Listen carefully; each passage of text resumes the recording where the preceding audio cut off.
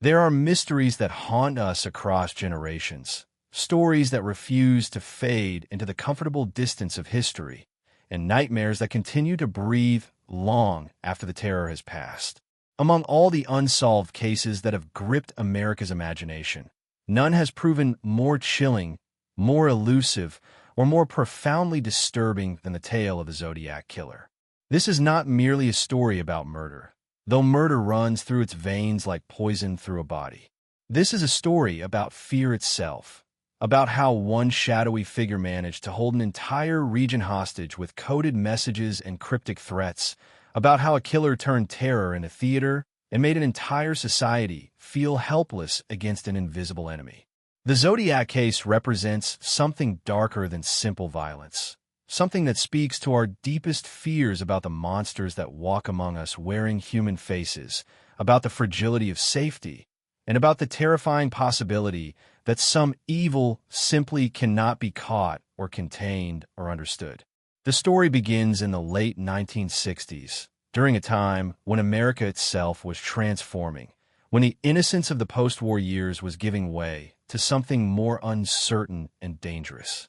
In Northern California, in the towns and cities surrounding San Francisco Bay, people were beginning to realize that the world was not as safe as they had believed, that darkness could strike anywhere at any time, and that sometimes evil wore no face at all. The Zodiac Killer emerged from this landscape like a demon from the collective unconscious, bringing with him a new kind of terror that combined the intimate horror of personal violence with the mass psychological warfare of modern media manipulation. He was not content to simply kill, though his murders were brutal and calculated. He wanted something more, something that set him apart from every other criminal who had come before. He wanted recognition, he wanted fame, he wanted to play games with the police and the public, and he wanted everyone to know his name, even though they would never know his face. This documentary-style exploration will take you through every documented moment of the Zodiac's reign of terror, through the victims whose lives were stolen, through the investigators who dedicated everything to catching him, through the codes and letters that taunted an entire society, and through the decades of theories and investigations that followed. We will walk through the crime scenes where blood was spilled and innocence was shattered, examine the cryptic messages that still puzzle the world's best codebreakers, meet the families who lost loved ones and never received justice, and explore how one unidentified killer managed to change the landscape of American crime forever. The Zodiac Killer represents something uniquely American in its horror, a perfect storm of violence, media obsession, an unsolved mystery that continues to capture imaginations more than half a century after the first attack. His story is not just about the deaths he caused, but about the fear he generated, not just about the crimes he committed, but about the legend he created, and not just about the past, but about how evil echoes through time, touching generation after generation. Northern California in the mid-1960s was a place of contradictions, where the conservative values of suburban America existed side by side with the emerging counterculture that would soon explode into the summer of love and beyond. The San Francisco Bay Area was growing rapidly, with new highways connecting previously isolated communities and bringing waves of newcomers seeking opportunity in the booming post-war economy.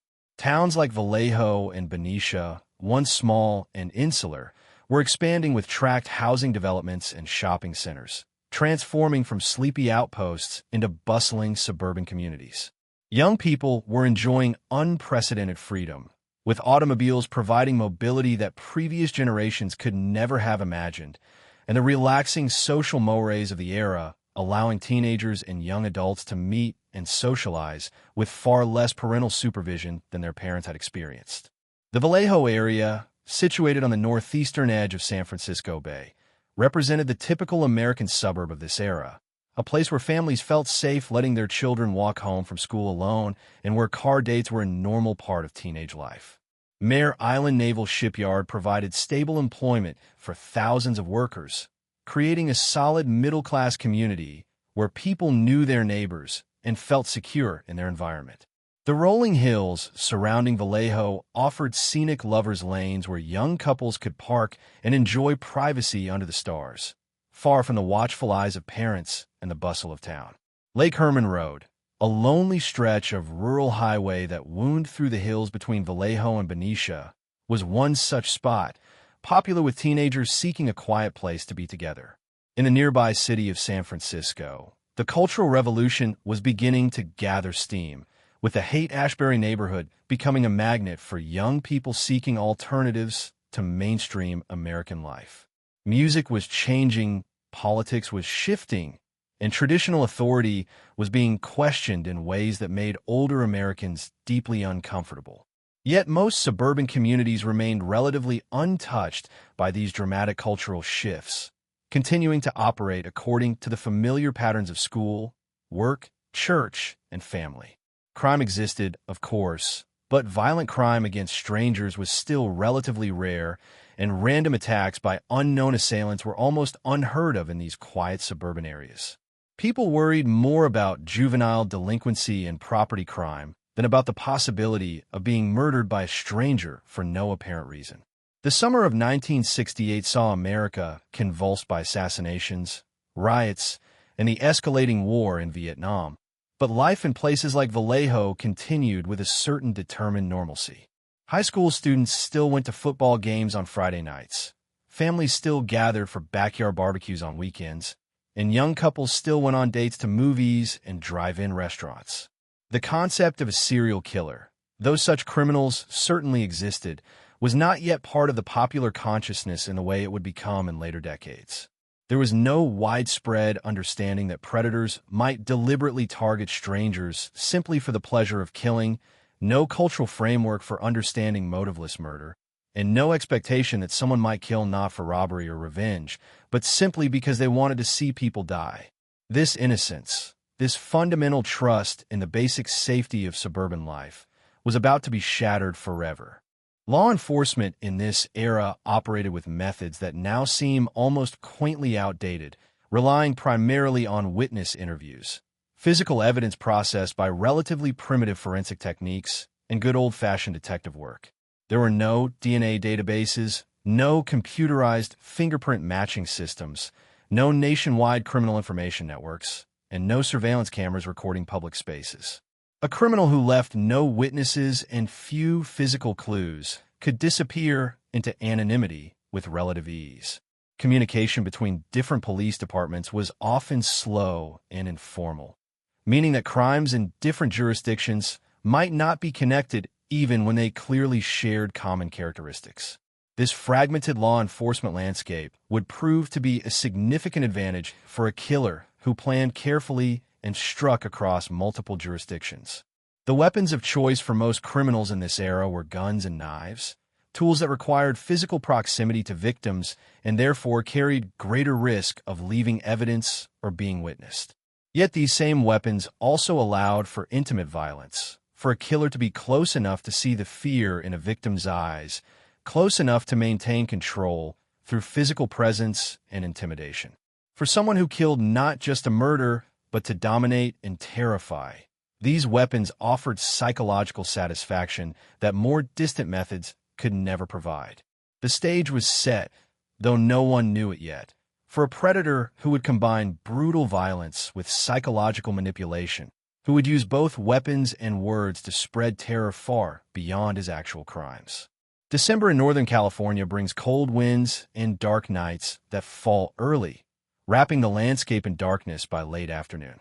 On the 20th day of December in 1968, a Friday night, when most people were looking forward to the Christmas holiday just days away, two young people went on a first date that would end in horror beyond imagination. David Arthur Faraday was 16 years old, a clean-cut high school student from a respectable family in Vallejo, popular among his peers and known as a responsible young man. Betty Lou Jensen was also 16, a pretty girl who had agreed to go on a date with David, both of them excited about this first opportunity to spend time together. They planned a simple evening, the kind that thousands of teenagers across America were enjoying that same night, dinner at a local restaurant followed by a drive to a quiet spot where they could talk and get to know each other better. The young couple drove in David's car to Lake Herman Road, a rural stretch of two-lane highway that wound through the dark hills between Vallejo and Benicia. This road was well known as a lover's lane, a place where young couples could park and enjoy privacy away from town. On this cold December night, the area would have been dark and isolated, with few other cars passing by and no nearby houses or businesses. David pulled into a gravel turnout area near a locked gate that blocked access to a pumping station, a spot that offered a view of the distant lights of Benicia and the waters of the Carquinez Strait. The two teenagers were simply sitting in the car, talking and enjoying each other's company, doing nothing wrong or dangerous, just being young people on a first date in what they believed was a safe and peaceful area. What happened next would be reconstructed later from physical evidence because there were no surviving witnesses to tell the tale.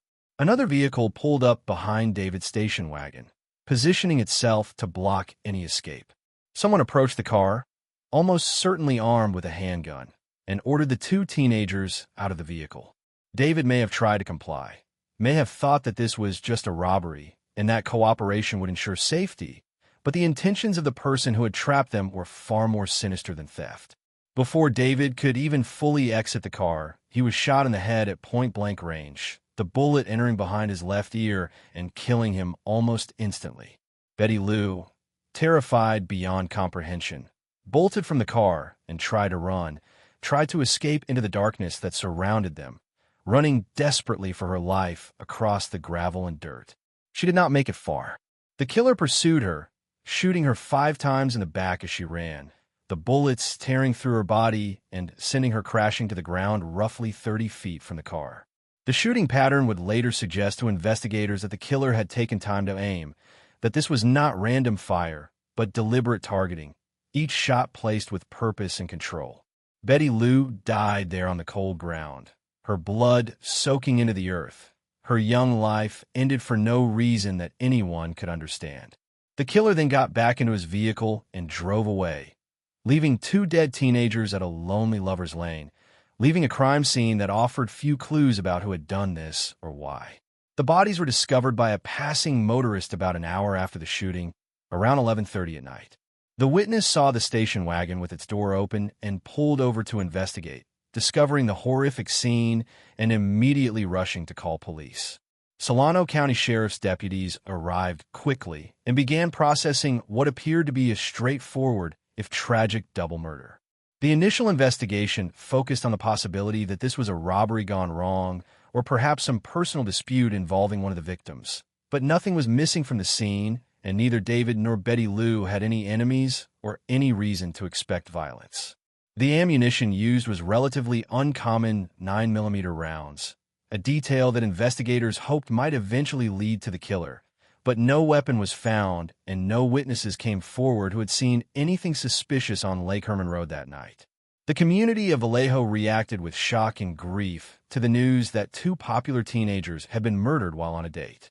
Parents who had previously allowed their children considerable freedom suddenly became protective, warning them away from isolated areas and questioning the safety of letting young people go out alone at night. The story received local news coverage, but this appeared to be an isolated tragedy, a terrible crime, but not necessarily the beginning of anything larger. Investigators worked the case hard, following every lead and interviewing everyone who had known the victims. But as days turned into weeks and no suspects emerged, the trail began to grow cold. The families of David Faraday and Betty Lou Jensen were left with grief and unanswered questions, with a loss that could never be healed and a mystery that seemed unlikely ever to be solved. What no one realized at the time was that this was not an isolated incident, not a single terrible tragedy that had concluded. Instead, this was the opening move in a campaign of terror that would continue for years, the first known attack by someone who would come to define a new kind of evil in the American consciousness. The killer who had murdered David and Betty Lou had gotten away clean, had successfully committed 2 murders and escaped without leaving behind enough evidence to identify him. And this success would embolden him to strike again. Even more disturbing, this killer would soon reveal that murder alone was not enough to satisfy him, that he wanted something more than just death, that he craved attention and recognition and the power to spread fear far beyond his actual crimes. The investigation into the Lake Herman Road murders continued through the winter and into the spring of 1969, but leads were scarce and progress was minimal. Solano County investigators had little to work with beyond the physical evidence from the scene and the sad task of trying to understand why anyone would want to kill two innocent teenagers who had no connection to criminal activity or dangerous people. The lack of apparent motive made the case particularly difficult because it eliminated the usual investigative pathways of examining the victims' lives for enemies or conflicts that might explain the violence. As is often the case with unsolved murders, public attention gradually faded as the urgency of the initial shock gave way to the routines of daily life and other news captured headlines. Summer arrived in Northern California with its characteristic dry heat and golden hills, and life in Vallejo returned to something approaching normalcy. Young people still went on dates, still drove to quiet spots where they could be alone, though perhaps with more awareness of vulnerability than they had felt before December. On the night of July 4th, 1969, as America celebrated Independence Day with fireworks and festivities, another young couple made the fateful decision to spend time together in a location away from crowds. Michael Renaud Mageau was 19 years old, and Darlene Elizabeth Farron was 22, a young mother who worked as a waitress and was known for her friendly personality and vivacious spirit. The two were friends rather than romantic partners, and their decision to go out together that night was casual, the kind of spontaneous plan that young people make without thinking much about safety or danger. Darlene picked up Michael around midnight in her Corvair sedan, and they drove to a parking area at Blue Rock Springs Park in Vallejo, a public park with a golf course and picnic areas that was popular during the day, but largely deserted at night. They pulled into a parking lot near a swimming facility and sat talking in the car, much as David and Betty Lou had done 7 months earlier on Lake Herman Road.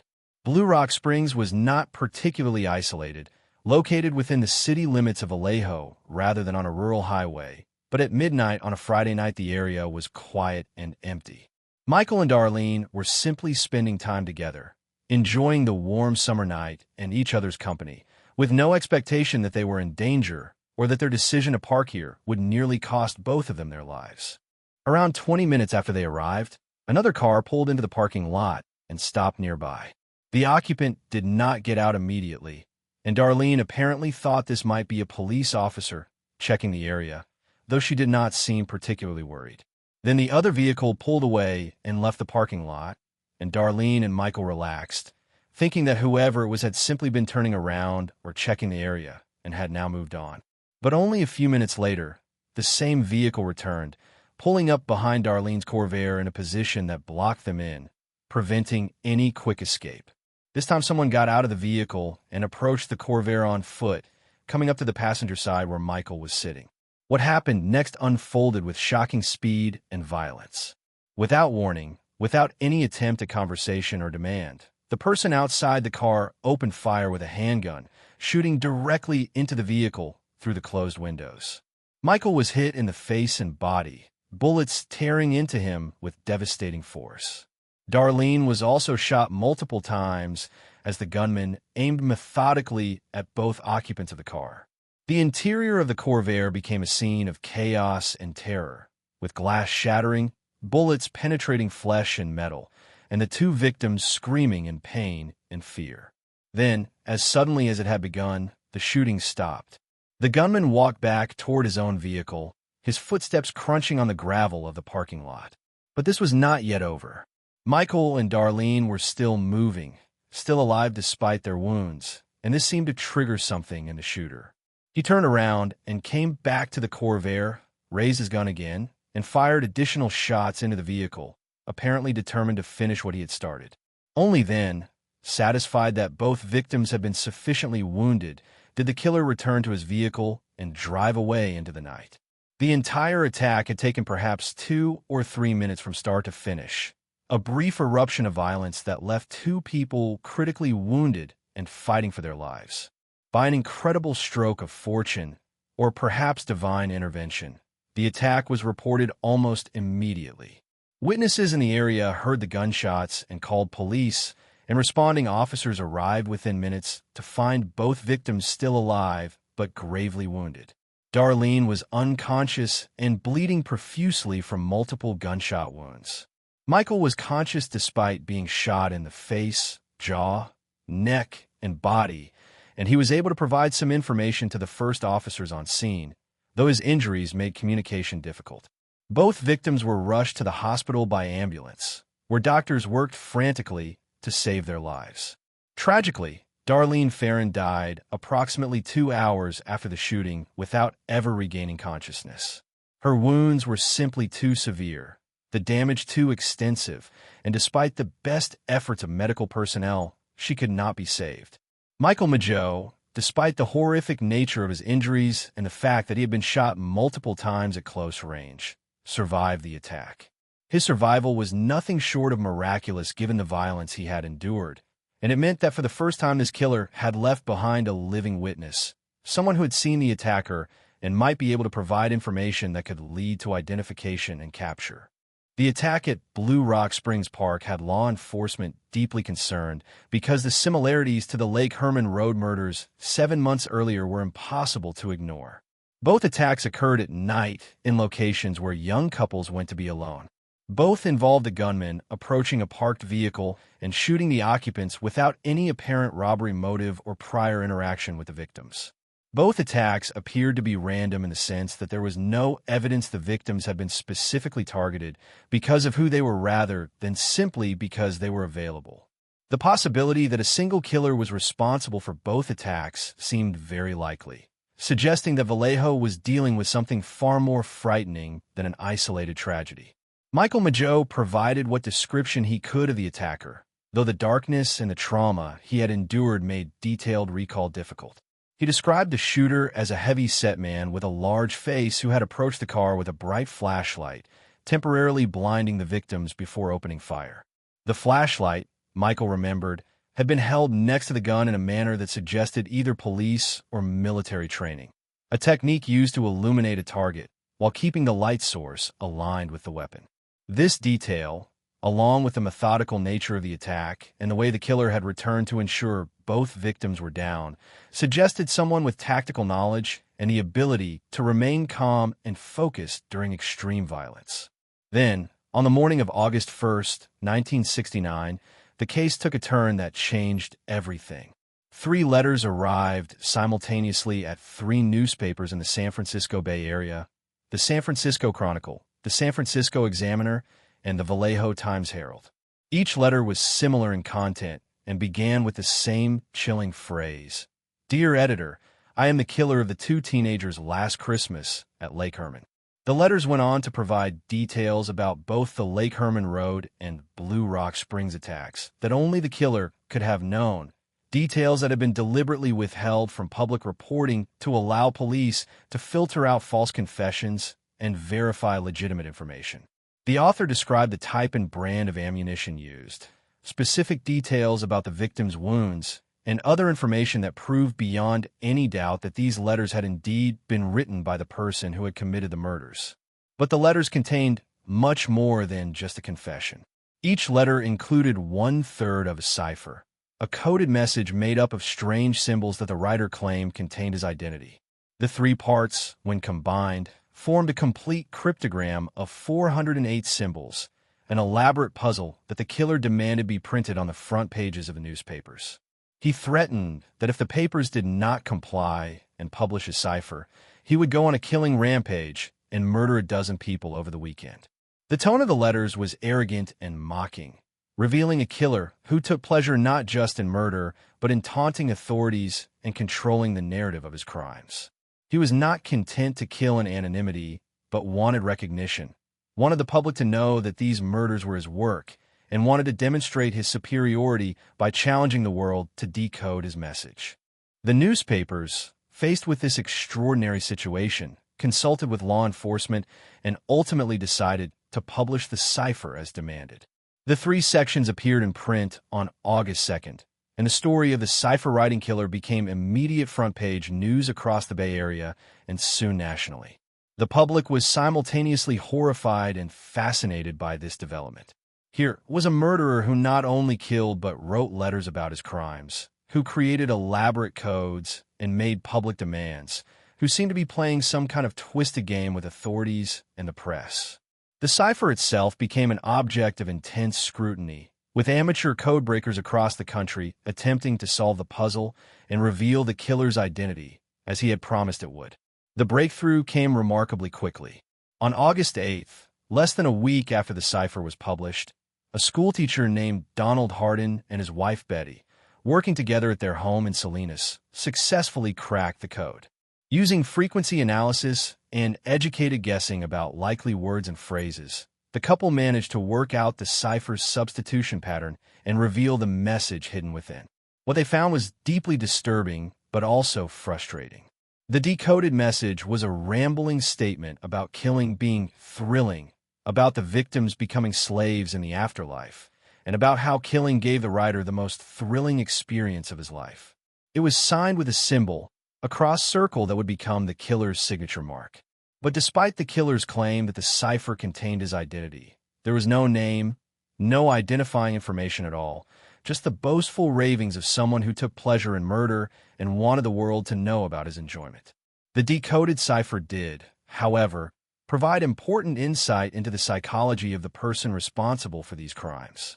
This was someone intelligent enough to construct a reasonably complex code, someone who craved attention and recognition for his acts, someone who enjoyed manipulating the media and law enforcement, and someone who derived pleasure not just from the act of killing, but from the fear and attention that his crimes generated. The reference to collecting slaves for the afterlife suggested someone with a grandiose self-image, someone who saw himself as powerful and important, someone who believed that his murders served some purpose beyond simple violence. This was not a killer driven by rage or sexual compulsion in the traditional sense, but someone motivated by ego and the desire for notoriety. 3 days after the Hardins successfully decoded the first cipher, on August 7th, another letter arrived at the San Francisco Examiner. This one was shorter, but in some ways even more chilling than the previous correspondence. It began by congratulating the paper on its coverage, and then responded to police requests for more proof of the writer's identity by providing additional details about the crimes that had not been made public. But the most significant element of this letter was its opening line, the first 3 words that would give this killer the name by which he would be known forever after.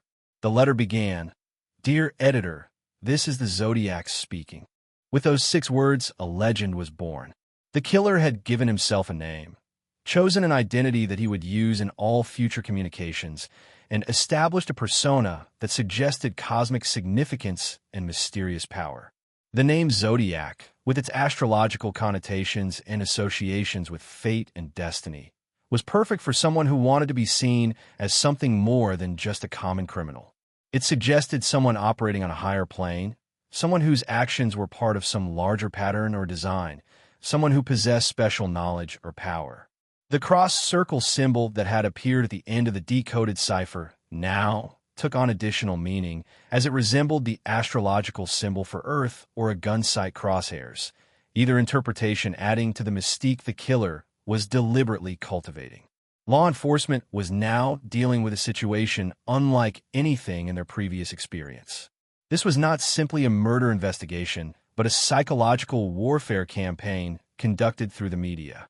The Zodiac was using the newspapers as his stage, forcing them to publish his words and carry his message to a mass audience. Every letter he sent generated headlines and news coverage, spreading fear throughout the region and giving him the attention he so clearly craved. Police were in the difficult position of needing the public's help and cooperation while trying not to feed the killer's obvious desire for notoriety, a balancing act that would only become more challenging as the case continued. The investigation now expanded significantly, with multiple law enforcement agencies coordinating their efforts and attempting to develop a profile of the killer based on his letters and his crimes. The Zodiac had claimed in his letters that he had already killed 5 people, though investigators could only definitively connect him to 3 deaths, those of David Faraday, Betty Lou Jensen, and Darlene Ferrin. Michael Mageau's survival meant he was not among the dead, though he certainly was a victim. The question of whether the Zodiac had committed other murders before Lake Herman Road or whether he was inflating his body count to seem more dangerous became a subject of debate among investigators. Some thought the number might be accurate and that there were other victims not yet connected to this killer, while others believed he was simply trying to enhance his reputation with false claims. The psychological profile that began to emerge suggested someone who was likely white, probably male based on witness descriptions, intelligent and educated enough to construct ciphers and write coherent letters, familiar with the Bay Area geography, and possessed of a massive ego that required constant feeding through attention and recognition. The theatrical nature of his communications suggested someone influenced by popular culture, someone who saw himself as the villain in a movie or comic book, someone playing a role as much as committing actual crimes. His need to communicate suggested a lack of satisfaction from the killings themselves, as if murder alone was not enough, and he needed the public acknowledgement and fear to make the experience complete. The media coverage of the Zodiac case was unlike anything that had come before in American crime reporting.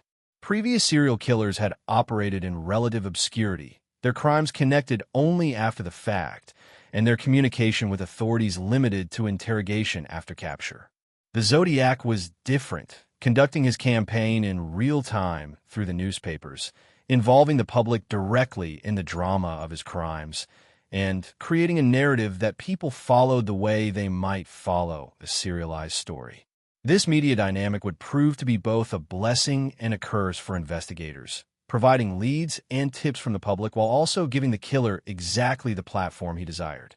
The name Zodiac became synonymous with fear in the Bay Area, a bogeyman who could strike anywhere at any time, whose identity remained unknown but whose presence was felt throughout the region.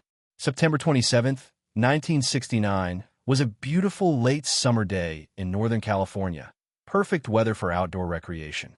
Brian Calvin Hartnell, a 20-year-old college student at Pacific Union College, and Cecilia and Shepard, a 22-year-old student at the same institution, decided to spend the afternoon at Lake Berryessa, a large reservoir in Napa County that was popular for boating, swimming, and picnicking. The two were friends or possibly romantic partners. Accounts vary, and they drove together to a quiet spot on the western shore of the lake, away from the more crowded areas where most visitors congregated. They spread a blanket on a shaded area near the water and spent the afternoon talking and enjoying the peaceful setting, completely unaware that they were being watched. Lake Berryessa was about 30 miles north of Vallejo, in a different county, but still within the General Bay Area region. The location Brian and Cecilia had chosen was relatively isolated, connected to the parking area by a hiking trail and not visible from the main roads or other popular spots around the lake. It was the kind of place where people went specifically to be alone, to enjoy nature and each other's company without interruption. As the afternoon wore on and early evening approached, Brian and Cecilia remained on their blanket, talking and relaxing, with no reason to expect that this peaceful afternoon was about to transform into a nightmare beyond imagination. Around 6:30 in the evening, they noticed a man approaching them from the direction of the parking area. At first, there was nothing particularly threatening about his appearance.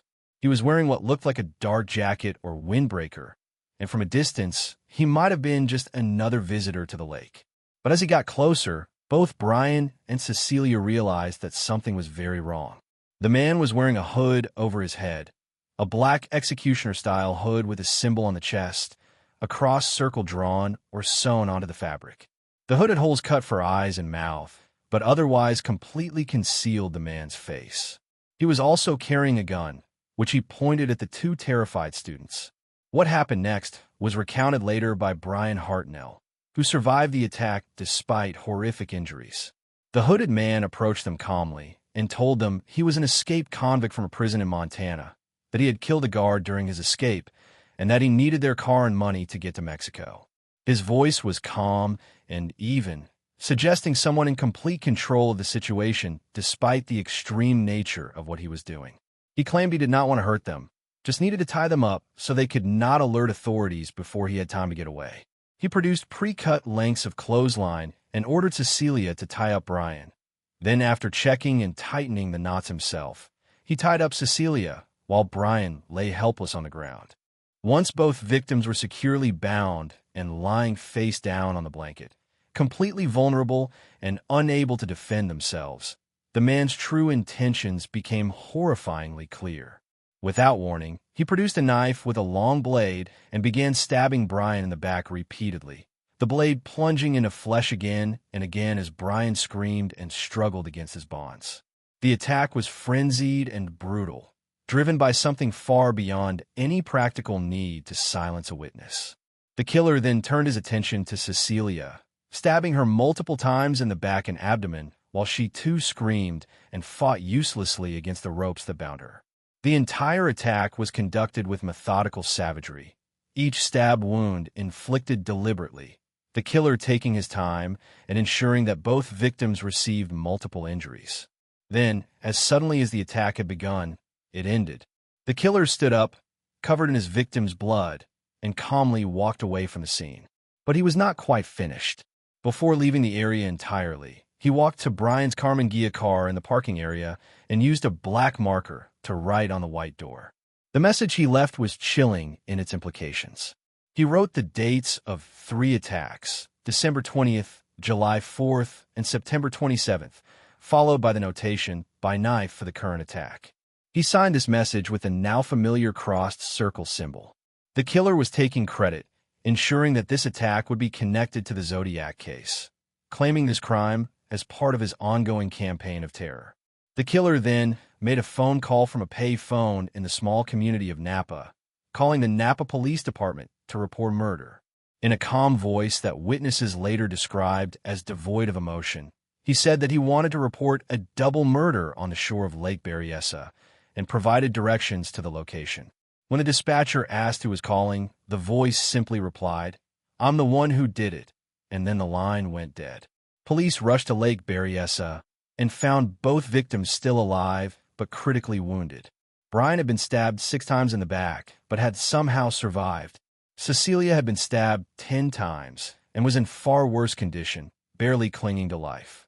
Both victims were transported to Queen of the Valley Hospital in Napa, where doctors worked to save them. Brian Hartnell, despite his terrible injuries, survived and would eventually recover enough to provide detailed information about the attack. Cecilia Shepard fought for her life for 2 days, long enough to provide some information to investigators in her lucid moments. But her wounds were simply too severe. She died on September 29th, adding another name to the Zodiac's list of victims. The attack at Lake Berryessa represented a significant escalation in several ways. This was the first time the Zodiac had used a knife as his primary weapon, the first time he had approached victims in daylight rather than under cover of darkness, the first time he had worn a costume to conceal his identity, and the first time he had directly confronted and spoken to his victims before attacking them.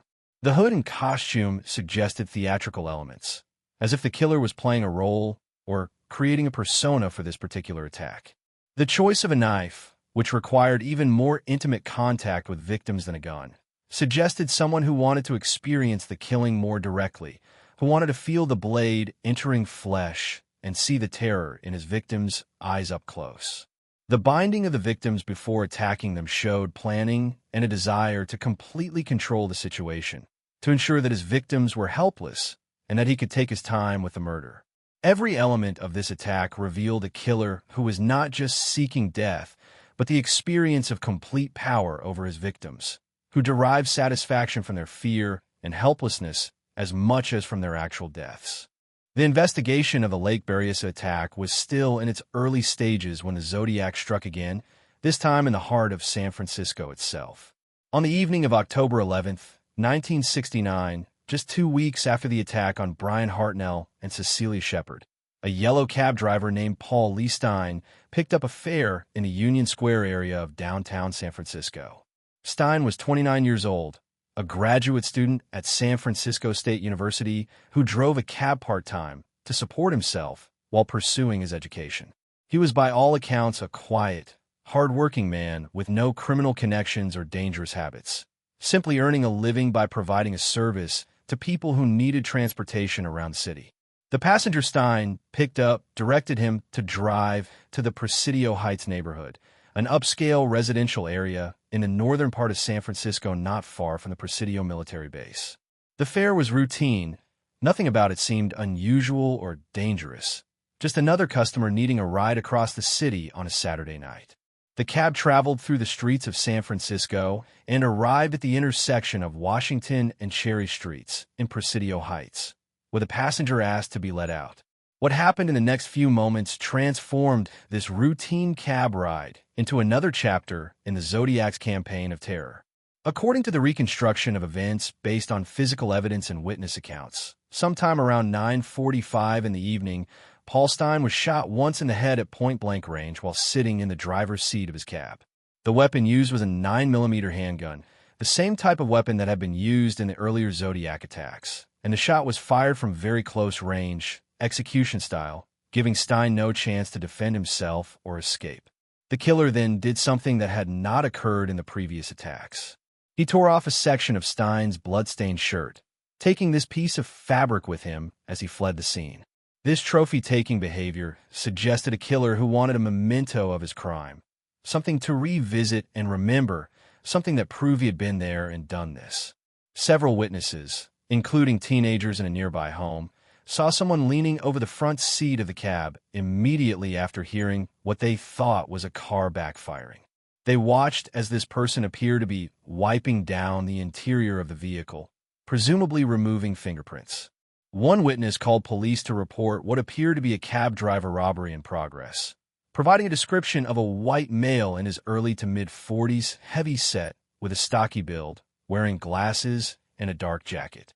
Police units responded quickly to the area, arriving within minutes of the call, and officers even passed a man matching the description given by witnesses. But due to a communication error where the suspect was described as a black male rather than white male, this person was not stopped. The man disappeared into the Presidio, the large parkland area that dominated the northern edge of the city, and despite an immediate search of the area, he was not located. Paul Stine's body was discovered by the first responding officers, slumped over in the front seat of his cab with a fatal gunshot wound to the head. The scene was processed carefully, with investigators hoping that this murder, which had occurred in an urban environment with potential witnesses and in a vehicle that might contain trace evidence, would finally provide the break they needed to identify the killer.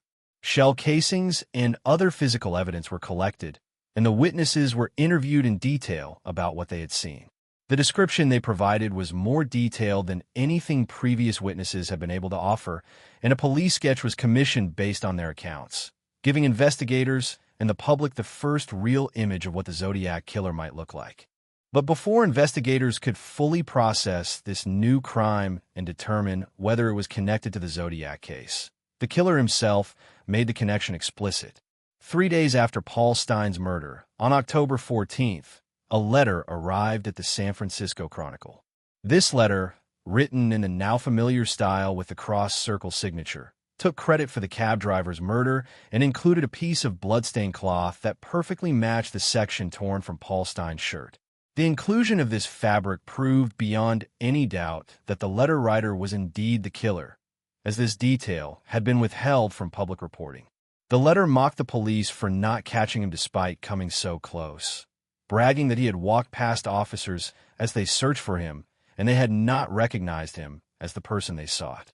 The Zodiac also commented on the witness descriptions, suggesting that the police were somehow altering or suppressing information about what he really looked like.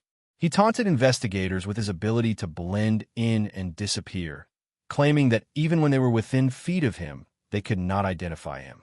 The tone of the letter was gleeful and arrogant, revealing a killer who felt completely confident in his ability to outwit law enforcement and who derived obvious pleasure from demonstrating his superiority.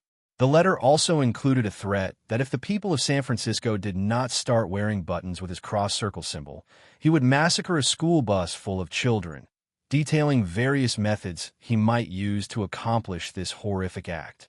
The murder of Paul Stine was significant for several reasons beyond adding another victim to the Zodiac's confirmed count. This was the first attack that occurred within San Francisco city limits, expanding the killer's territory and bringing the terror into one of the nation's major cities. It was also the first attack where the victim was chosen apparently at random while going about routine activities rather than being targeted while in a vulnerable lover's lane situation. The shooting of a cab driver suggested that the Zodiac was comfortable operating in an urban environment with potential witnesses and that he was willing to kill victims who did not fit the young couple pattern of his earlier crimes.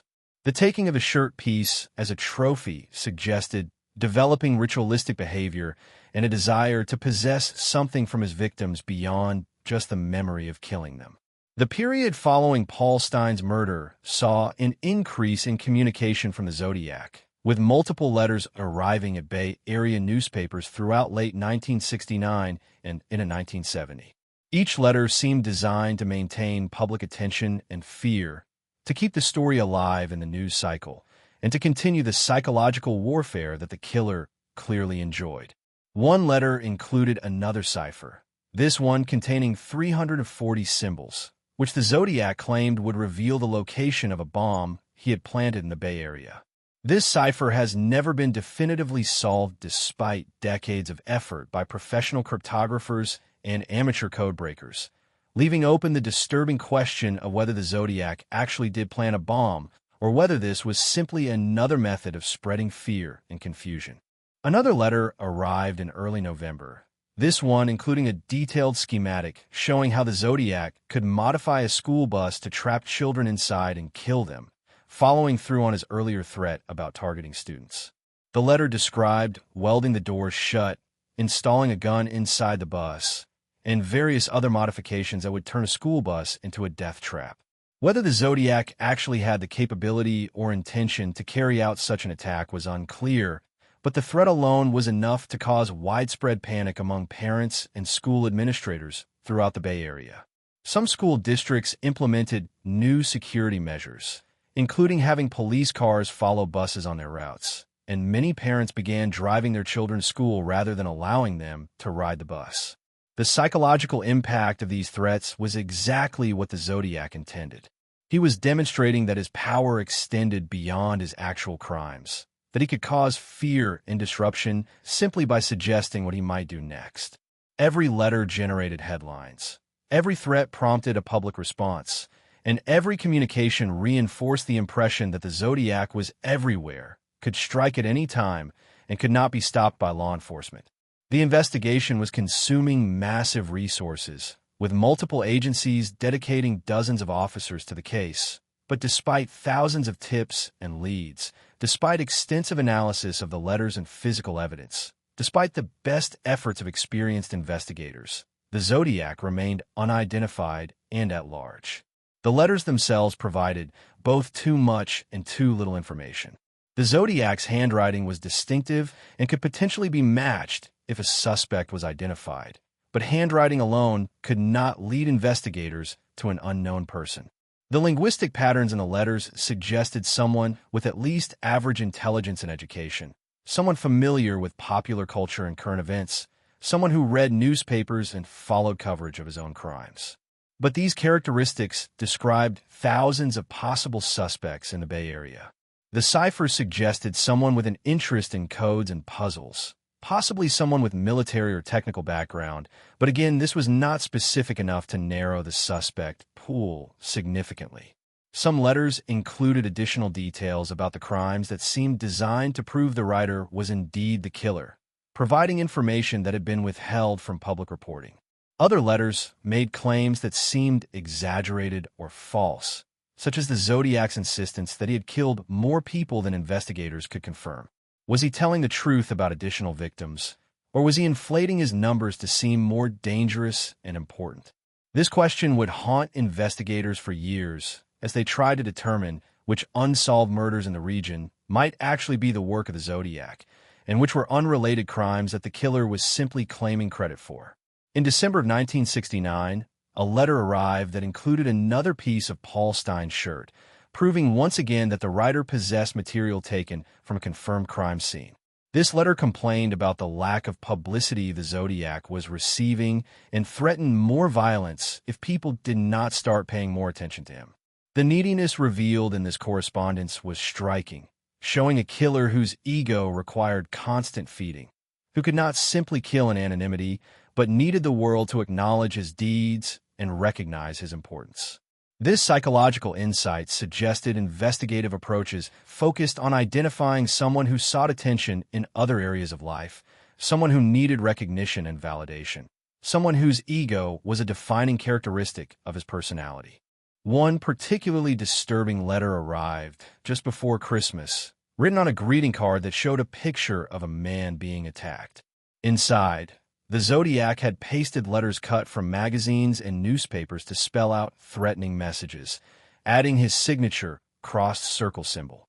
This method of letter composition suggested someone familiar with ransom notes and kidnapping cases, someone who had learned from popular culture how criminals were sometimes caught through handwriting analysis and who was taking steps to disguise his identity even while claiming credit for his crimes. The contradiction of wanting attention while also maintaining anonymity was central to the Zodiac's psychology, creating a situation where he communicated constantly but revealed almost nothing of substance about who he really was. The investigation into the Zodiac murders became one of the largest and most complex criminal cases in California history, involving multiple law enforcement agencies and consuming thousands of man-hours of investigative work. The Vallejo Police Department, Solano County Sheriff's Office, Napa County Sheriff's Office, and San Francisco Police Department all had jurisdiction over various crimes attributed to the Zodiac, requiring unprecedented coordination and information sharing. The California Department of Justice became involved as well, providing resources and helping to manage the multi-agency task force that was created to pursue the case. Despite all these resources and the intense public pressure to solve the murders, investigators found themselves chasing shadows, following leads that went nowhere, and struggling with a case that seemed to defy all normal investigative techniques. The witness descriptions from the various attacks and encounters with the Zodiac were frustratingly inconsistent. Michael Mageau had seen the attacker at Blue Rock Springs, but only briefly and under traumatic circumstances. Brian Hartnell had spent significant time with the Zodiac at Lake Berryessa, but had seen only a man in an executioner's hood that concealed all identifying features. The teenagers who witnessed the aftermath of Paul Stine's murder had provided the most detailed description, but even this was fairly generic, describing a white male with a stocky build, glasses, and a crew-cut hairstyle, characteristics that could match thousands of men in the Bay Area. The composite sketch created from their descriptions showed a somewhat heavy-set man with a round face, but the witnesses themselves admitted that the drawing was not perfect and that their view of the person had been brief and partially obscured. Physical evidence from the crime scenes was collected and analyzed using the best forensic techniques available in that era, but none of it led to a suspect. Shell casings from the shootings were examined, but could only confirm that the same weapon had been used in multiple attacks, not who had pulled the trigger. Fingerprints were lifted from various surfaces, including from the exterior of Paul Stine's cab, where the killer had leaned against it, but these prints did not match anyone in police databases. In the decades since, as fingerprint databases became more comprehensive and technology improved, those prints would be compared against millions of individuals, but still with no match. Either the Zodiac had never been fingerprinted for any reason during his life, or the prints recovered were not actually his, or there were issues with the quality of the prints that prevented accurate matching. The letters themselves were subjected to intensive analysis. Linguistic experts examined the writing style, looking for distinctive patterns or unusual word choices that might provide clues about the writer's background or education. The handwriting was analyzed and documented so that any future correspondence could be verified as genuinely from the Zodiac or dismissed as a fake. The ciphers became objects of obsession for codebreakers, professional and amateur, with thousands of people attempting to solve the unsolved cryptograms in hopes that they contained information that would identify the killer. Every element of every letter was studied in minute detail, looking for anything that might provide a break in the case. But the Zodiac had been careful, revealing just enough to prove his identity as the killer while concealing anything that might actually lead to his capture. Investigators pursued countless tips from the public, each one requiring evaluation and follow-up. Some tips seemed promising initially, but led nowhere upon investigation. Others were obviously from people seeking attention or from individuals who misunderstood something they had heard about the case. The sheer volume of information coming in threatened to overwhelm the investigation, with so many leads to pursue that it became difficult to prioritize which ones deserved the most attention. Some suspects were identified and investigated thoroughly, individuals who matched the general description, who had relevant skills or backgrounds, who had been in the area during the attacks, but none could be definitively connected to the crimes. Without DNA evidence or other definitive proof, ruling out suspects was nearly as difficult as identifying them in the first place. The Zodiac himself seemed to be aware of the investigation struggles and took pleasure in law enforcement's inability to catch him. His letters referenced specific investigators by name, mocked their efforts, and made it clear that he was following news coverage of the case closely. This awareness suggested someone who was not just committing crimes and fleeing, but who was actively engaged with the investigation, reading everything published about the case, possibly even attending community meetings where the murders were discussed. Some investigators theorized that the Zodiac might even have some connection to law enforcement or journalism, explaining his knowledge of investigative techniques and his ability to manipulate media coverage so effectively. One avenue of investigation focused on the question of where the Zodiac might have learned to create ciphers and why he was so interested in codes. Military service was one possibility, as various branches used codes and ciphers for communication. Another possibility was that the killer had worked in communications or had a hobbyist interest in cryptography. Investigators looked at people who had backgrounds in these areas, who had military service involving communications, who had worked in fields requiring code use. But again, the pool of possible suspects was too large and the evidence too thin to narrow it down to any specific individual. The Zodiac's codes were complex enough to show intelligence and planning, but not so sophisticated as to require professional-level cryptography skills, suggesting someone self-taught or with basic training rather than an expert. The question of motive continued to puzzle investigators because the Zodiac did not fit the normal patterns of serial killers as they were beginning to be understood in this era. He did not appear to be driven primarily by sexual compulsion, as there was no evidence of sexual assault or obvious sexual elements to the crimes. He did not seem to be motivated by robbery, as he took nothing of value from most victims. He did not appear to be eliminating people who could identify him from other crimes, as his victims were strangers with no connection to him or to each other. The only consistent motive seemed to be the killing itself and the attention and fear that the killings generated. The Zodiac killed because he enjoyed it, because it made him feel powerful, and because it gave him the notoriety he craved. Understanding this did not help identify him, but it did help investigators understand that they were dealing with someone fundamentally different from most criminals, someone for whom the crime and the attention it brought were equally important. After the flurry of communications in late 1969, the Zodiac's letter writing slowed dramatically in 1970.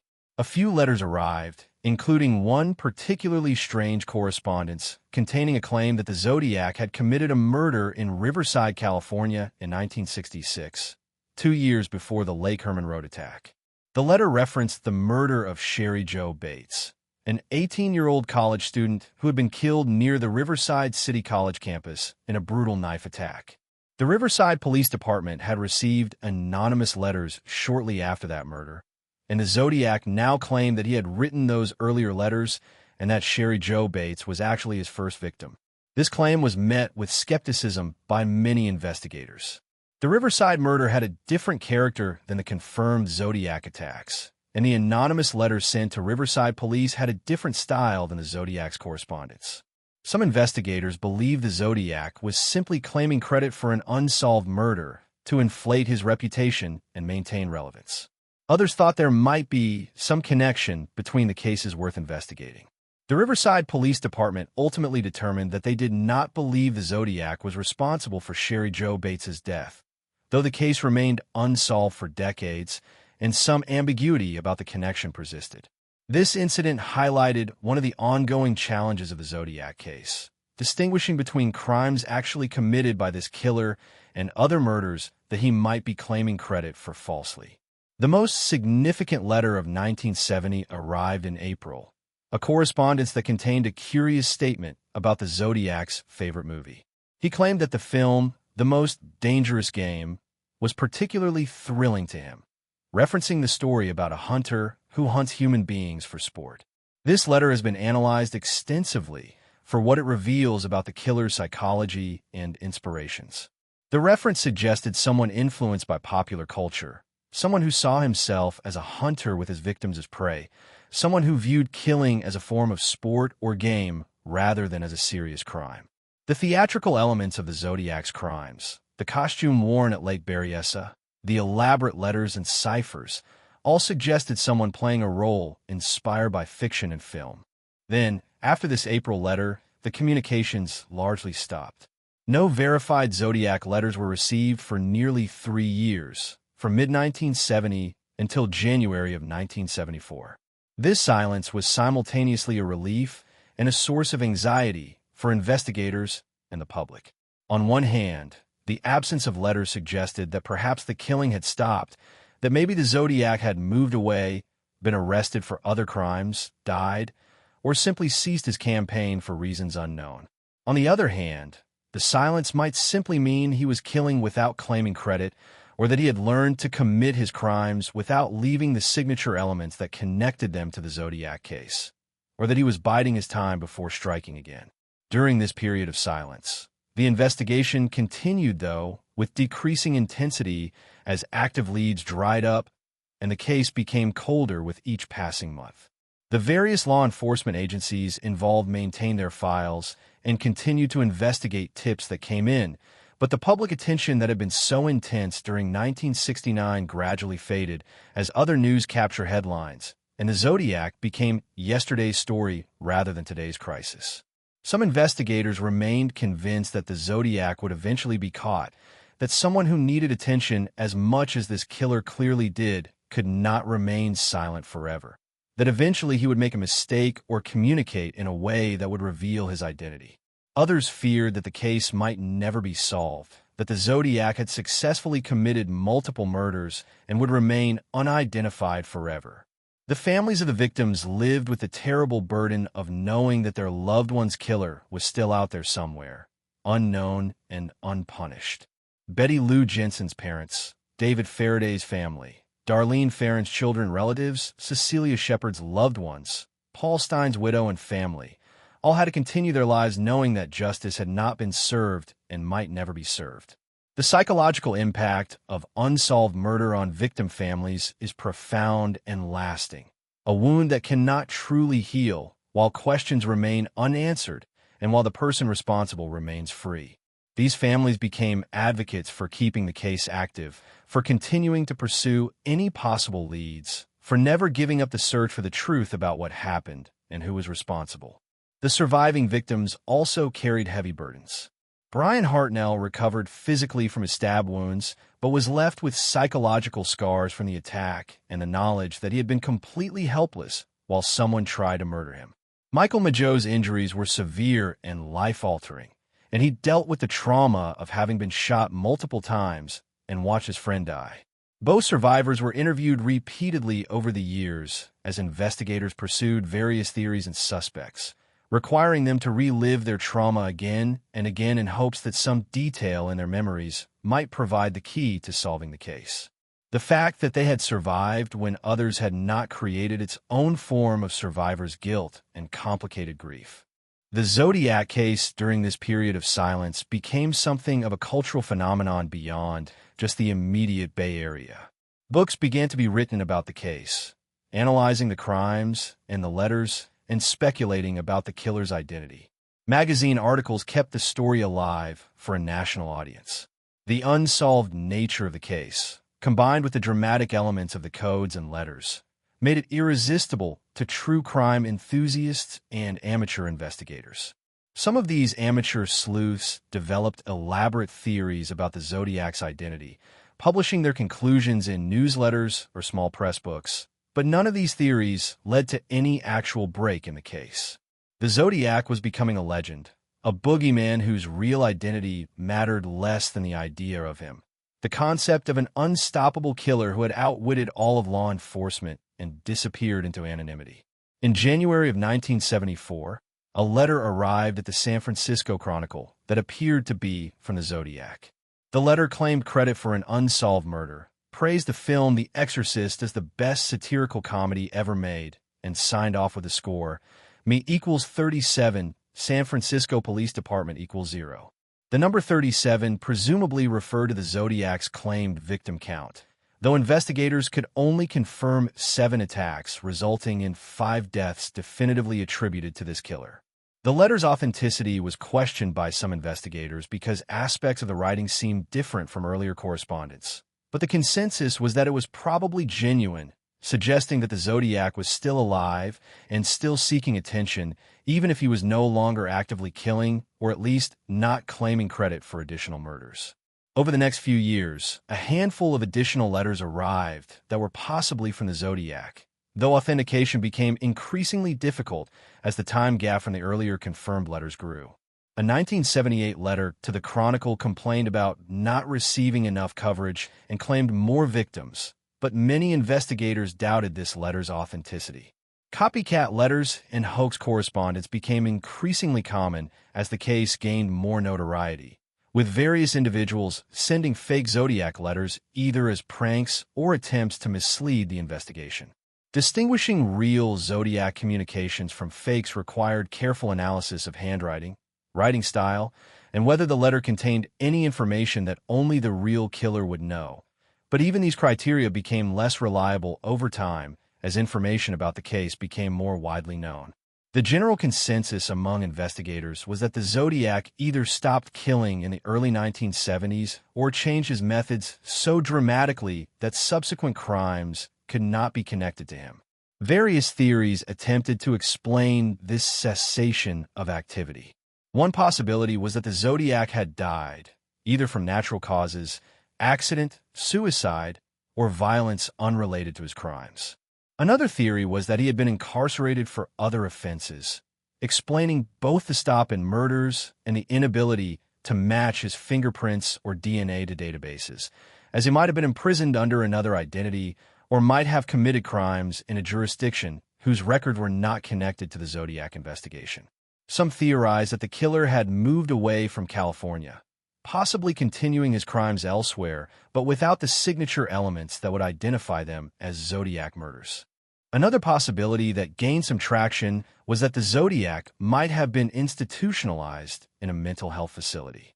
Someone who committed the crimes attributed to the Zodiac was clearly deeply disturbed, and it was plausible that mental illness might have progressed to a point where hospitalization became necessary.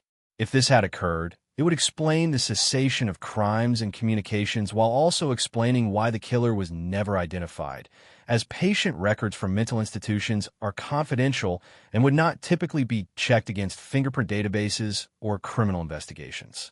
This theory was impossible to prove or disprove without checking every mental health patient in California from the 1970s onward, a task that was both practically impossible and legally problematic. The investigation gradually transitioned from an active hunt for a serial killer to a cold case, periodically reviewed when new information emerged or new investigative techniques became available. Detectives who had worked the case initially retired or moved on to other assignments, taking with them years of knowledge and expertise that was difficult to transfer completely to new investigators. Files were maintained and periodically reviewed, tips that came in were investigated, but the intensity and urgency of the original investigation could not be sustained indefinitely. The Zodiac case joined the ranks of famous unsolved murders, mysteries that captured public imagination precisely because they remained unresolved. Despite the declining investigative activity, public interest in the case continued and even grew over the decades. The unsolved nature of the Zodiac murders, combined with the dramatic cipher elements and taunting letters, made this a favorite subject for true crime books, television documentaries, and eventually internet forums and podcasts. Each new generation discovered the case and became fascinated by the mystery, developing their own theories and conducting their own amateur investigations. Some of this attention was helpful, bringing fresh perspectives and occasionally uncovering information that had been overlooked, but much of it simply added noise to an already complex case, with countless theories about the Zodiac's identity circulating, but none supported by sufficient evidence to warrant serious investigation. The advent of DNA technology in the 1980s and 90s offered new hope for solving cold cases, including the Zodiac murders. If DNA could be recovered from evidence in the case, and if that DNA could be matched to a suspect or to genetic databases, the mystery could potentially be solved even decades after the crimes were committed. Investigators went back through the physical evidence collected from the crime scenes, looking for anything that might contain the killer's DNA. The problem was that DNA preservation and collection techniques had not existed in the 1960s, meaning that much potential DNA evidence had been contaminated, degraded, or simply not preserved in ways that would allow useful analysis. Some items did yield partial DNA profiles, but these were incomplete and could not definitively be attributed to the killer as opposed to other people who had handled the evidence over the years. Over the more than 50 years since the Zodiac murders, dozens of individuals have been investigated as potential suspects, some seriously pursued by law enforcement, and others primarily the focus of amateur investigators and authors. The most famous suspect was Arthur Lee Allen, a former elementary school teacher and convicted child molester who lived in Vallejo during the time of the murders. Allen came to police attention through tips from people who knew him and thought his behavior and background matched the Zodiac profile. He owned and used weapons similar to those used in the attacks, had been in the relevant areas at the relevant times, and allegedly made statements to acquaintances that could be interpreted as incriminating. Several witnesses who had seen the Zodiac or someone believed to be the Zodiac were shown photos of Allen, and some thought he resembled the person they had seen, though others did not make positive identifications. Law enforcement investigated Allen extensively, executing search warrants on his residence and vehicles, interviewing him multiple times, and attempting to gather evidence connecting him to the crimes. Despite these intensive efforts, no definitive proof linking Allen to the Zodiac murders was ever found. His handwriting did not match the Zodiac letters according to expert analysis. His fingerprints did not match prints recovered from the crime scenes. His DNA, tested after his death in 1992, did not match partial DNA profiles developed from evidence in the case. Despite all the circumstantial suspicions and coincidences that made him an attractive suspect, the physical evidence did not support the theory that Arthur Lee Allen was the Zodiac killer. Nevertheless, he remained the primary suspect in many people's minds, featured prominently in books and films about the case. His name forever associated with the Zodiac, even though he was never charged and the evidence against him was ultimately inconclusive. Other suspects have included various individuals with military or law enforcement backgrounds, people with cryptography skills or interest, people who lived in the Bay Area during the relevant time period and who matched general descriptions of the killer. Some of these suspects were investigated by official law enforcement, while others were primarily pursued by amateur investigators who believed they had solved the case. One suspect promoted by private investigators was Richard Gaikowski, a newspaper worker who allegedly had connections to one of the victims and whose handwriting some analysts thought resembled the Zodiac letters. Another was Lawrence Kane, a man with a history of violent behavior who lived in the area and who some witnesses thought resembled the composite sketch. Yet another was Ross Sullivan, a library employee with mental health issues who had worked near one of the possible Zodiac victims. The problem with all these suspects, and the many others who have been proposed over the years, is the same problem that plagued the original investigation. Without definitive physical evidence connecting a specific individual to the crimes, suspicion based on circumstantial coincidences or behavioral similarities is insufficient to prove guilt. Many people lived in the Bay Area in the late 1960s. Many people matched general descriptions of the Zodiac. Many people had military backgrounds, or wore glasses, or owned the same kind of weapons used in the attacks. These coincidences might make someone an interesting suspect worth investigating, but they did not constitute proof of guilt. In the absence of fingerprint matches, DNA matches, or other definitive evidence, The Zodiac's identity remained unknown regardless of how many suspects were proposed and investigated. The investigative challenges were compounded by the passage of time. Potential witnesses died or their memories faded, physical evidence degraded or was lost, and suspects grew old or passed away before they could be definitively ruled in or out. As decades passed, the pool of living people who had been adults in the late 1960s and who, therefore, could have been the Zodiac shrank steadily. If the killer was in his 30s or 40s during the murders, he would be in his 80s or 90s by the 21st century, if he was still alive at all. This temporal reality meant that the window for solving the case through traditional investigation was slowly closing, increasing the pressure to find answers before all the principals had passed away. Some investigators and researchers focused not on identifying a specific suspect, but on narrowing down the characteristics of the unknown killer through profile analysis and behavioral assessment. Working with experts in criminal psychology and profiling, they attempted to develop a more detailed picture of what kind of person the Zodiac likely was, even if they could not determine his specific identity. These profiles suggested someone with above-average intelligence, likely white male, probably employed in a job that allowed flexibility and did not involve extensive public interaction, possibly with military or law enforcement knowledge.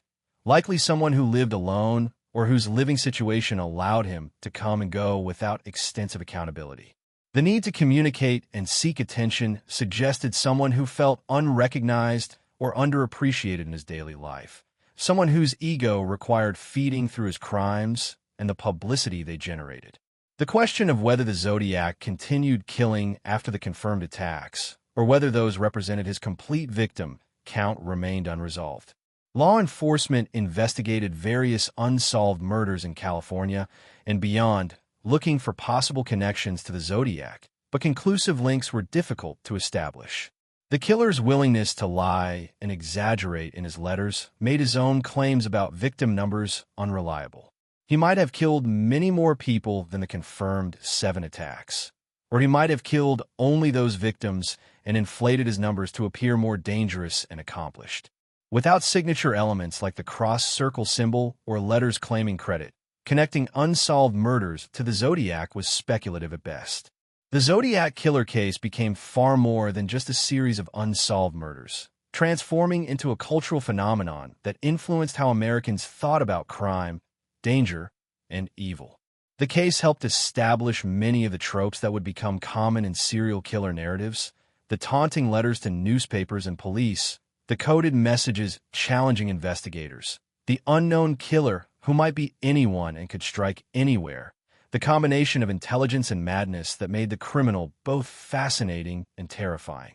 Later serial killer cases and fictional portrayals of serial killers would draw heavily on elements pioneered or popularized by the Zodiac, making this case a template that shaped both real investigations and fictional crime stories for decades to come. The media coverage of the Zodiac case also established patterns that would be repeated in future high-profile criminal investigations. The intense public interest, the breathless reporting of every development and every letter, the publication of details that might have been better kept confidential, the creation of a larger-than-life persona around the killer, all of these elements set precedents that journalists and news organizations would follow in covering subsequent cases. The Zodiac himself had essentially trained the media in how to cover serial murder by demanding publicity and providing dramatic content in his letters. Future killers would learn from his example that communication with media could generate the attention and notoriety that some criminals craved. The unsolved nature of the case contributed significantly to its enduring appeal. If the Zodiac had been caught, identified, and imprisoned, the case would likely have faded from public consciousness much more quickly, becoming just another solved murder case in the history books. The mystery of the unknown killer, the possibility that he might still be alive somewhere, the ongoing efforts to decode the remaining ciphers and identify suspects, all of these elements kept the case alive in public imagination across generations. The Zodiac became a boogeyman figure, a reminder that some evil simply cannot be caught or contained, that sometimes monsters get away with their crimes, and are never held accountable. Numerous books have been written about the Zodiac case, from serious investigative works to speculative treatments promoting particular suspect theories.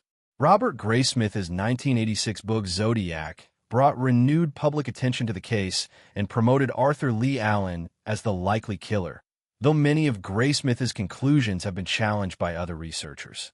Multiple television documentaries and news programs have examined the case over the years, each promising new evidence or new theories, but ultimately unable to definitively solve the mystery.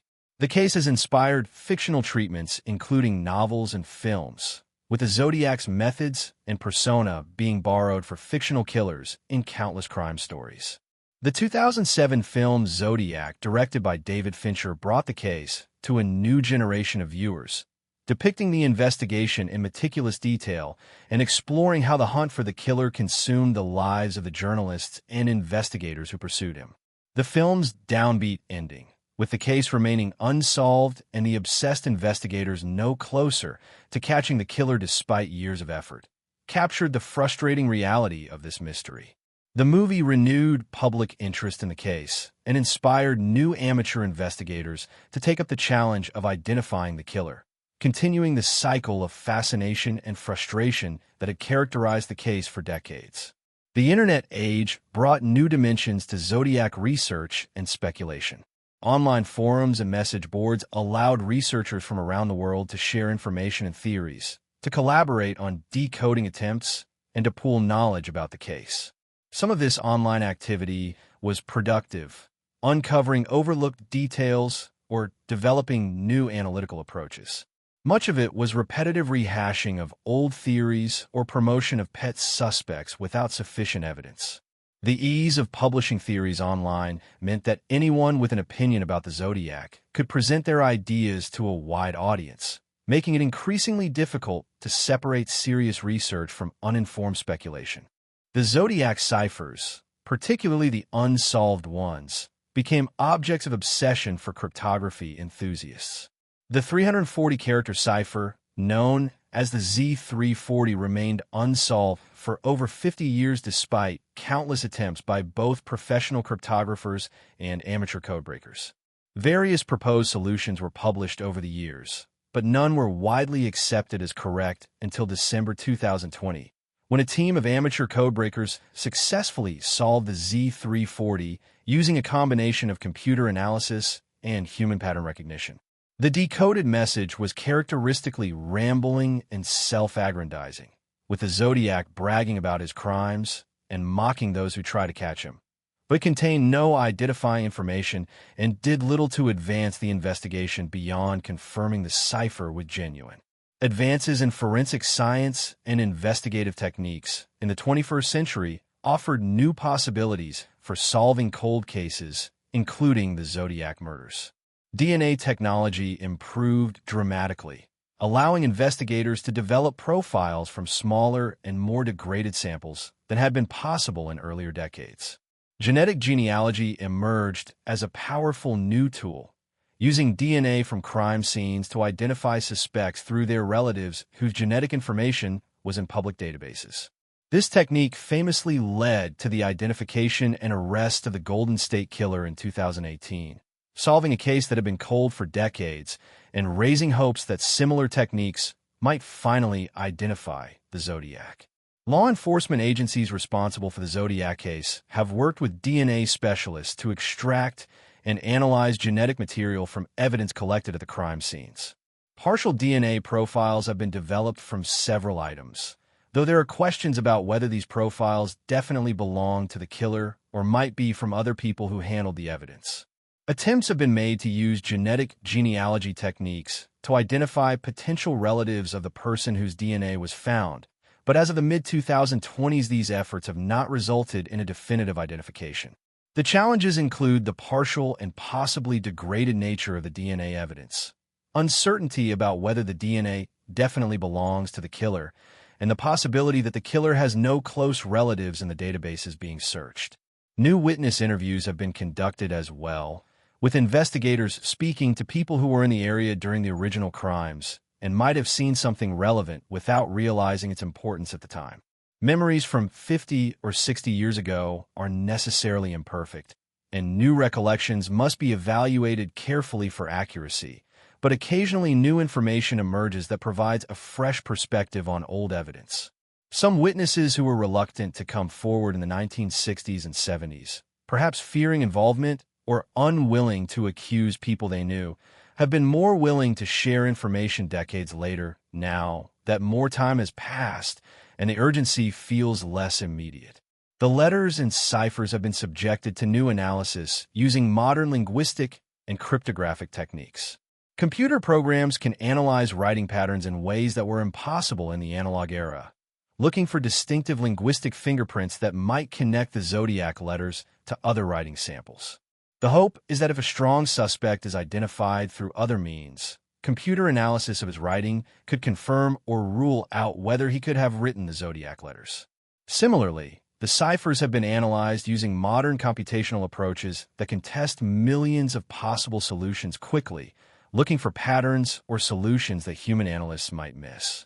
Despite all these modern techniques and the continuing efforts of dedicated investigators, the Zodiac case remains officially unsolved as of 2025. Various suspects continue to be proposed and investigated, with some researchers convinced they have identified the killer and others skeptical of those conclusions. The San Francisco Police Department, which has jurisdiction over the Paul Stine murder and maintains the most active investigation into the Zodiac case, has stated that the case is still open and that they continue to investigate leads and tips. The department has also said that they are skeptical of many of the suspects proposed by amateur investigators, as these theories often lack the kind of definitive evidence that would be needed to conclude the case definitively.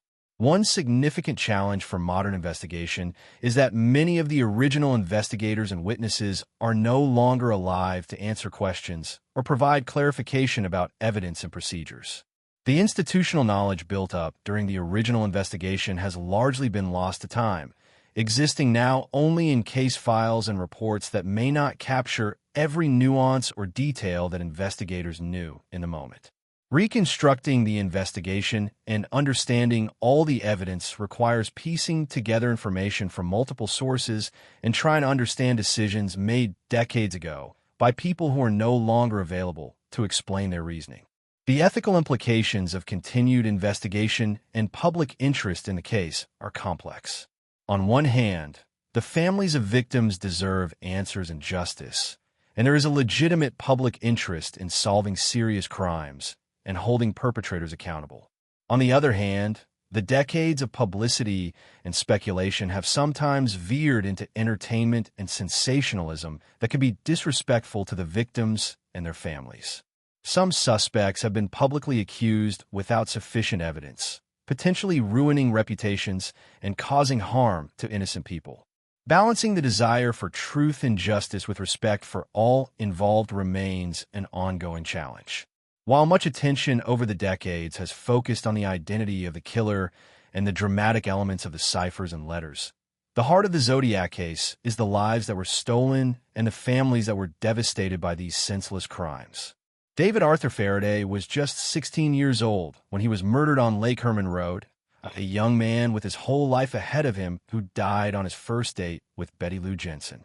Betty Lou was also 16, described by those who knew her as sweet and friendly, a girl who did nothing to deserve the violence visited upon her. Both teenagers were taken from their families just days before Christmas, turning what should have been a joyful holiday season into the worst nightmare imaginable for their parents and siblings. Darlene Elizabeth Farron was 22 when she was shot at Blue Rock Springs Park, a young mother who left behind a husband and infant daughter. Those who knew Darlene described her as outgoing and warm, someone who made friends easily and brought joy to those around her. Her murder left her family shattered and her young child without a mother, the ripple effects of that violence touching countless lives beyond just the immediate victim. The fact that Darlene might have had some prior encounter with her killer, suggested by witnesses who recalled her seeming to recognize the car that pulled up at Blue Rock Springs, has led to decades of speculation about whether she knew the Zodiac and whether her murder was more targeted than the other attacks, but no definitive answers have ever been found.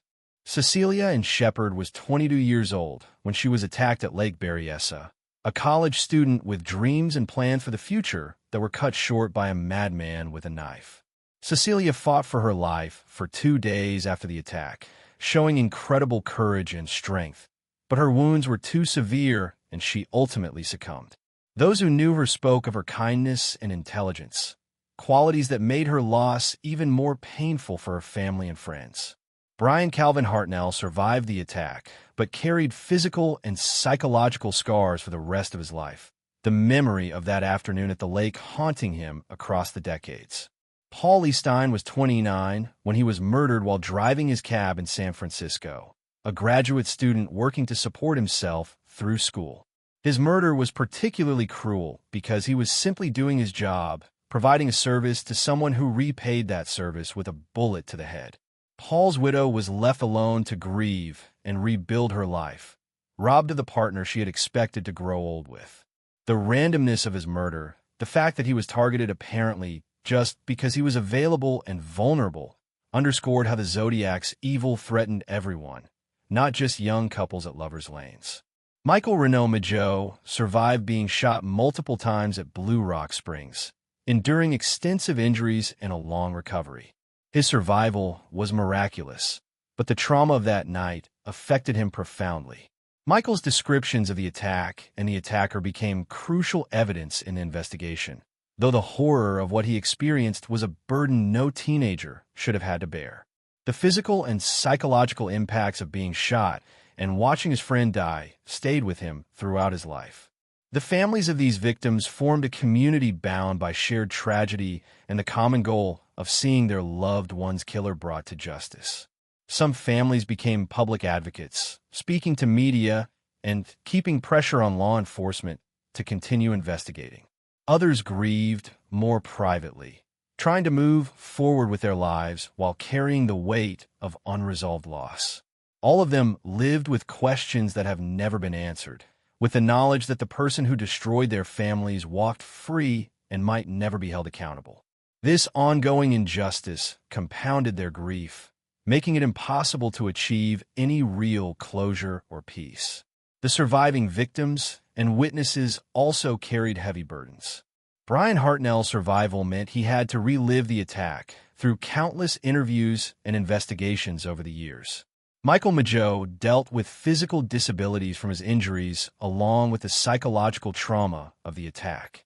The teenagers who witnessed the aftermath of Paul Stein's murder had to carry the memory of what they saw and the guilt of not being able to provide information that led to the killer's capture.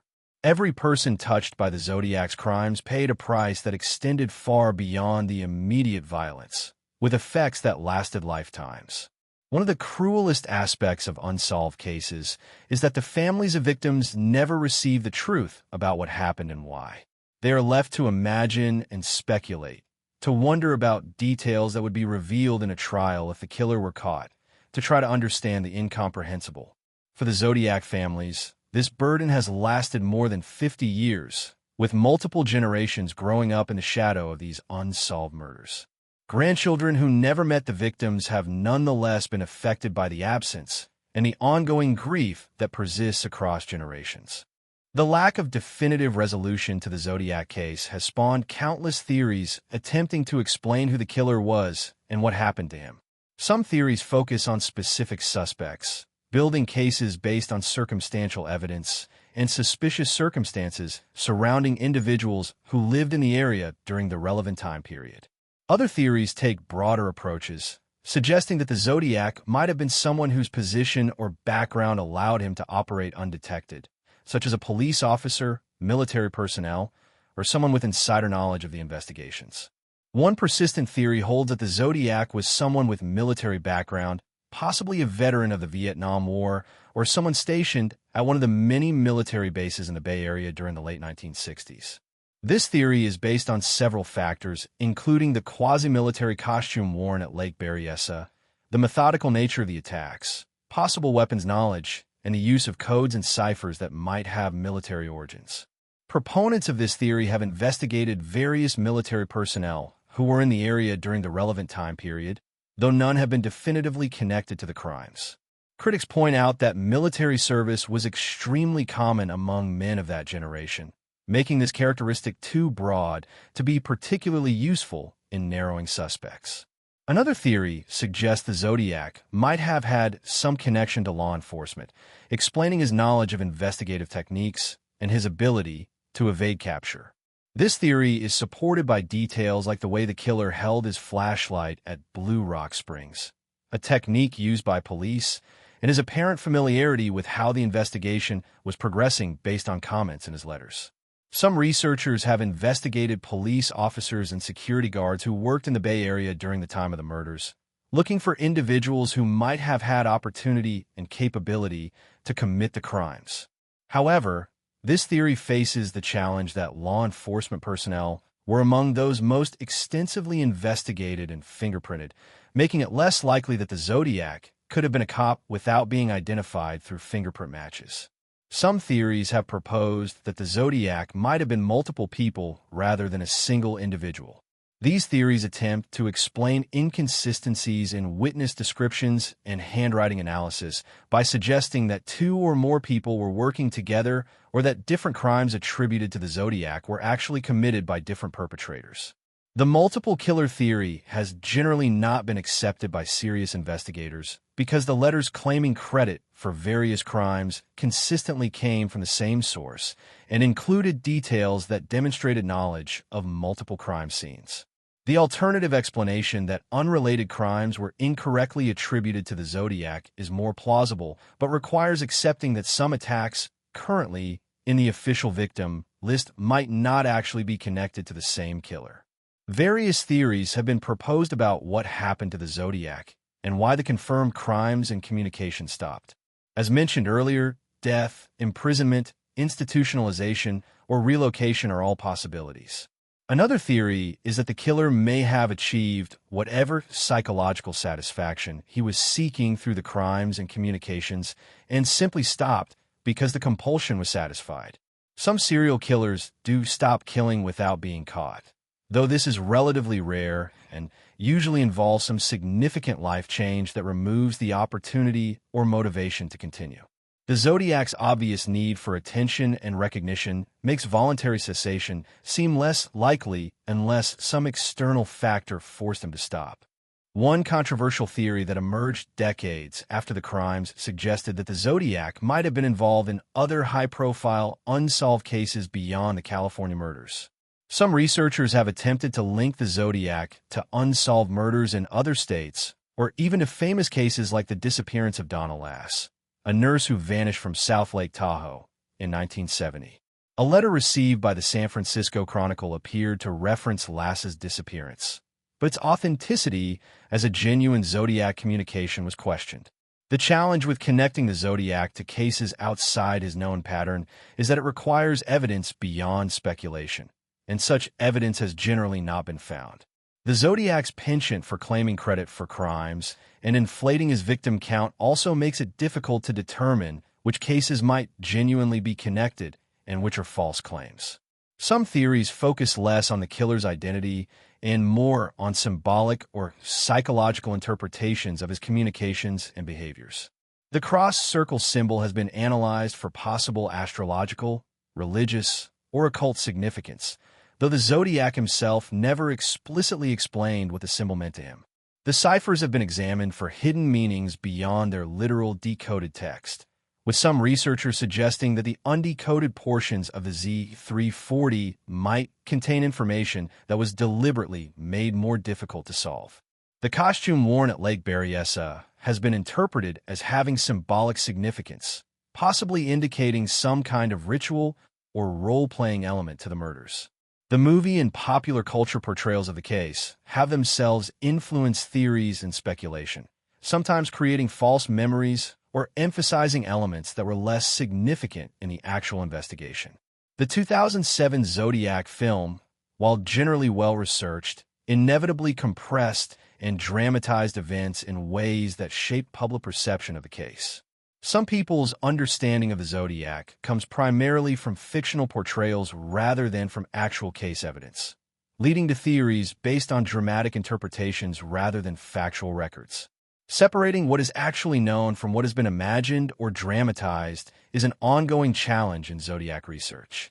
The Zodiac's use of coded messages was one of the most distinctive and intriguing aspects of the case, transforming these murders from straightforward, if brutal crimes into intellectual puzzles that challenged code breakers and fascinated the public. The first cipher, the 408-character cryptogram sent in 3 parts in August of 1969, was solved within days of publication by the Hardens, revealing a disturbing message about the pleasure the killer derived from murder and his belief that his victims would become slaves in the afterlife. The relative ease with which this cipher was solved suggested that the Zodiac wanted his message read, that the puzzle was meant to be solvable rather than being an unbreakable code. The second major cipher, known as the Z340 because it contained 340 characters, proved far more difficult. Sent in November of 1969, this cipher resisted all attempts at solution for over 50 years despite intensive efforts by professional cryptographers, intelligence agencies, and thousands of amateur codebreakers. Various solutions were proposed over the decades, but none gained acceptance as definitively correct. Some analysts began to wonder whether the Z340 was actually a legitimate cipher at all, or whether it might be a meaningless jumble of symbols designed to frustrate investigators and waste their time, though this theory seemed inconsistent with the Zodiac's apparent desire to communicate. The breakthrough on the Z340 finally came in December of 2020 when a team consisting of David Ornchak, Sam Blake, and Jarl Van Eyck successfully decoded the message using a combination of computer analysis and human insight. The solution revealed that the cipher used a more complex encoding method than the first cipher, including elements like transposition that had frustrated earlier solving attempts. The decoded message was characteristically rambling and self-absorbed, with the Zodiac writing about his crimes and making statements like, "I hope you are having lots of fun trying to catch me," and "I am not afraid of the gas chamber because it will send me to paradise all the sooner." The message contained no identifying information about the killer, disappointing those who hoped the cipher might reveal his identity. But it confirmed that the Z340 was indeed a legitimate code and provided some additional insight into the killer's psychology. Other shorter ciphers and coded messages appeared in various Zodiac letters, including the Z13 cipher containing just 13 characters that purportedly contained the killer's name, and the Z32 cipher that allegedly revealed the location of a bomb. Neither of these short ciphers has been definitively solved, partly because their brevity makes it difficult to verify proposed solutions. With so few characters, multiple solutions are mathematically possible, and determining which, if any, is correct requires additional context or information. Some cryptographers believe these short ciphers may not have legitimate solutions and were simply designed to confuse and frustrate investigators. The question of why the Zodiac created ciphers has been much discussed. On one level, they serve to demonstrate his intelligence and challenge those trying to catch him, reinforcing his image as someone too clever to be captured. The ciphers also guaranteed media coverage and public attention, as newspapers felt compelled to publish them, and people became fascinated by the puzzle-solving aspect. Additionally, the codes may have served psychological functions for the killer himself, allowing him to communicate while maintaining a sense of mystery and control, revealing himself while simultaneously concealing himself. The act of encoding messages might have been part of the pleasure he derived from the entire experience of killing and taunting authorities. Some researchers have analyzed the sophistication of the Zodiac's codes, looking for clues about his background and training. The 408 cipher used a relatively simple substitution system, where each letter of the alphabet was replaced by one or more symbols, similar to basic codes that might be learned from books or military training. The Z340's additional complexity, including transposition elements, suggested that the Zodiac was learning and developing his cryptographic skills over time, or that he was deliberately making his codes more difficult because the first one had been solved so quickly. The level of sophistication displayed is consistent with someone who was self-taught or had basic training, but not the advanced skills of a professional cryptographer. The ciphers have taken on a life beyond their role as evidence in the murder investigation, becoming famous puzzles in their own right within the cryptography and puzzle-solving communities. The eventual solution of the Z340 after 5 decades was celebrated as a significant achievement in collaborative code breaking, demonstrating how modern computer analysis tools combined with human insight could crack problems that had resisted purely manual solution attempts. The remaining unsolved Zodiac ciphers continue to tantalize code breakers, though their short length may mean they will never be definitively solved without additional information. The Zodiac case had profound impacts on law enforcement practices and thinking about serial murder that extended far beyond the Bay Area. The investigation highlighted the challenges of tracking criminals who operated across multiple jurisdictions, spurring improvements in information sharing and cooperation between different police departments.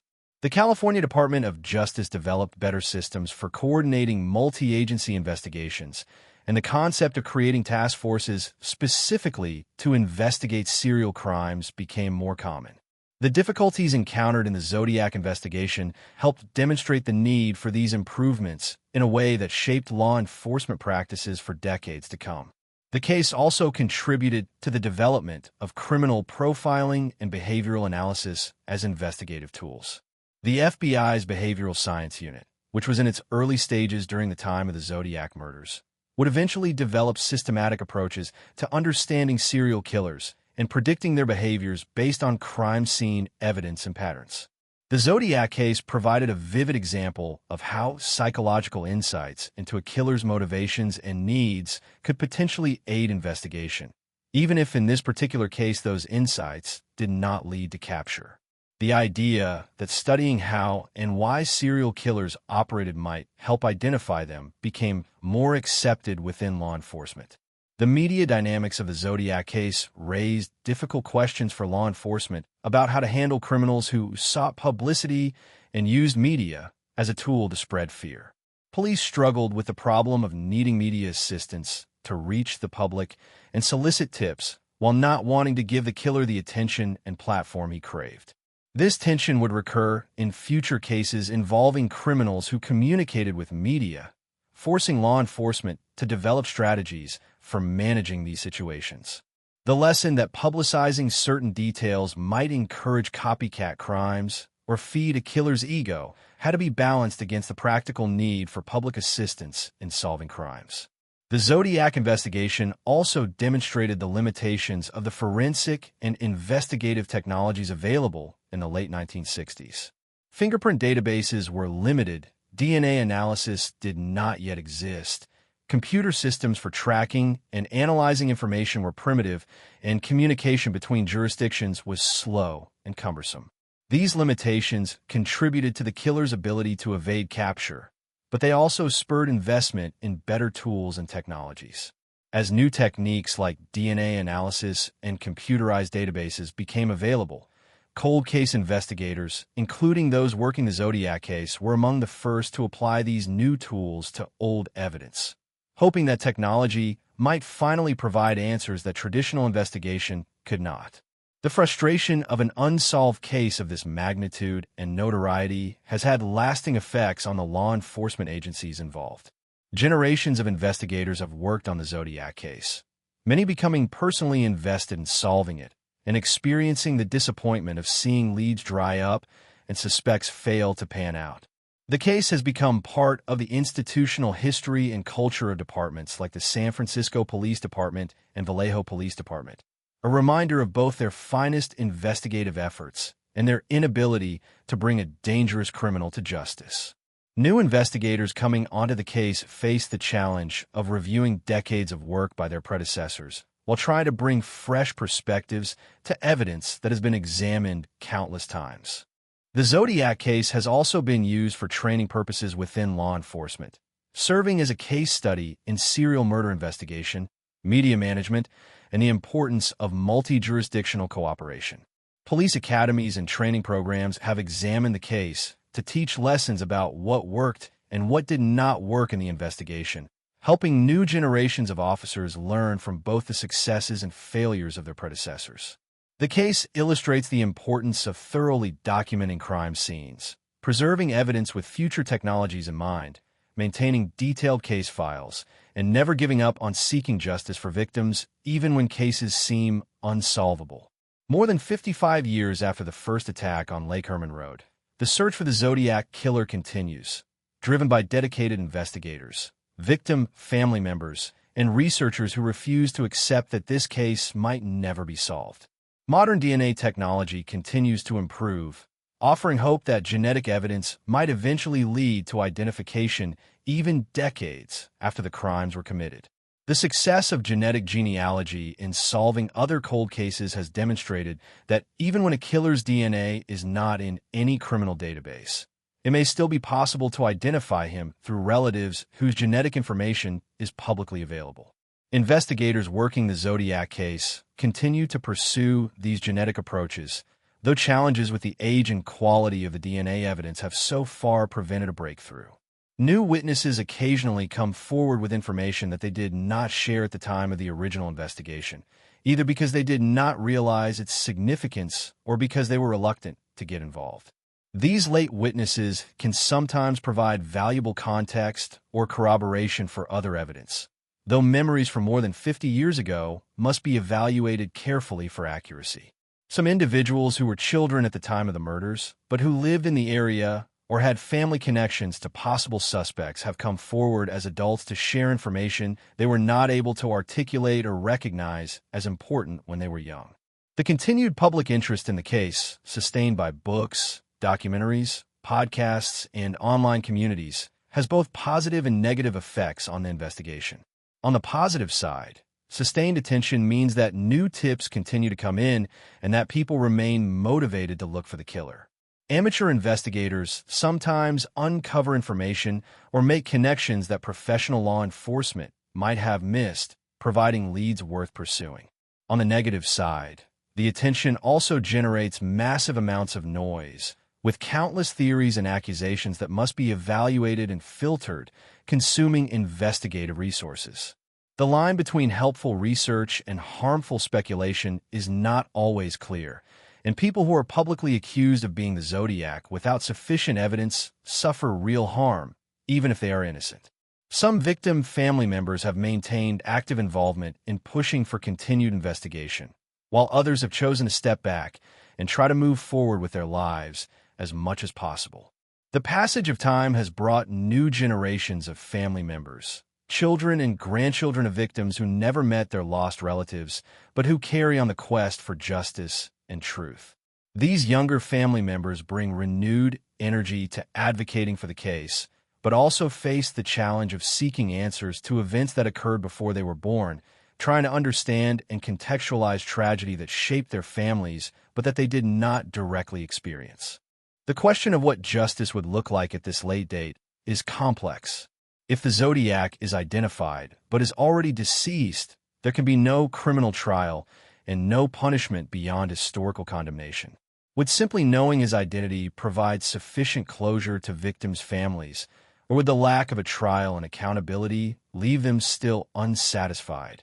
If the Zodiac is somehow still alive and is identified, he would be an extremely elderly man by now, raising questions about the practicality of prosecution and about what purpose would be served by imprisoning someone at the end of their life. These questions do not have easy answers, but most victim families and investigators agree that identifying the killer and knowing the truth, even without traditional criminal justice outcomes, would still represent a form of resolution. The modern investigators working the Zodiac case carry the weight of decades of expectation and hope. They know that millions of people around the world are aware of this case and want to see it solved. They work with evidence that has been examined by countless predecessors, looking for anything that might have been missed or that might yield new information when viewed with fresh eyes or new technologies. They balance the demands of current active cases with the desire to solve this historic cold case, managing resources and priorities in a law enforcement environment that is vastly different from the one that existed in 1969. Technology continues to advance in ways that might eventually provide new investigative avenues. Facial recognition technology applied to old photographs might help identify someone who appeared in the background of images from relevant locations and time periods. Advanced DNA analysis techniques continue to improve, potentially allowing investigators to extract usable genetic profiles from evidence that was previously thought too degraded. Machine learning and artificial intelligence tools might be able to analyze patterns in the evidence or connections between suspects in ways that human investigators could not practically do manually. Each new technological development brings renewed hope that this might be the tool that finally cracks the case. The investigative effort also continues in the form of reviewing and re-examining evidence that has sat in files for decades. Sometimes physical evidence that seemed unremarkable at the time takes on new significance when viewed in light of information learned later or when examined with better technology. Old witness statements are reviewed to see if details that seemed unimportant at the time might actually be crucial clues. Crime scene photographs are enhanced and analyzed for information that might have been overlooked.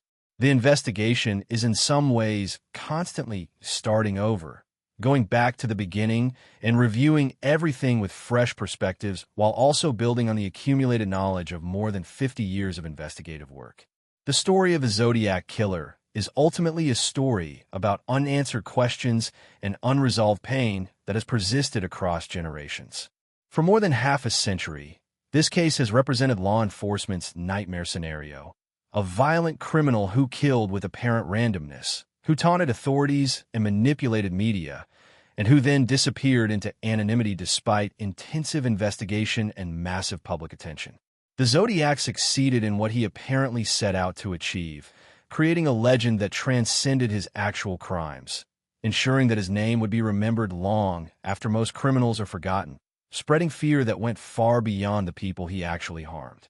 In the process, he destroyed families, traumatized survivors, consumed countless hours of investigative resources, and demonstrated how vulnerable society can be to a predator who plans carefully and strikes without mercy. The 5 people who died, David Faraday, Betty Lou Jensen, Darlene Ferrin, Cecilia Shepard, and Paul Stein, were ordinary people living ordinary lives when they encountered extraordinary evil. None of them did anything to deserve what happened to them.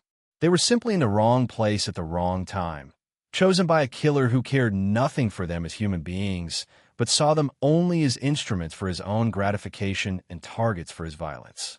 Their families have lived with the absence of these loved ones, and with the ongoing injustice of knowing the killer was never caught for more than 50 years now, a burden that shapes lives in ways both obvious and subtle.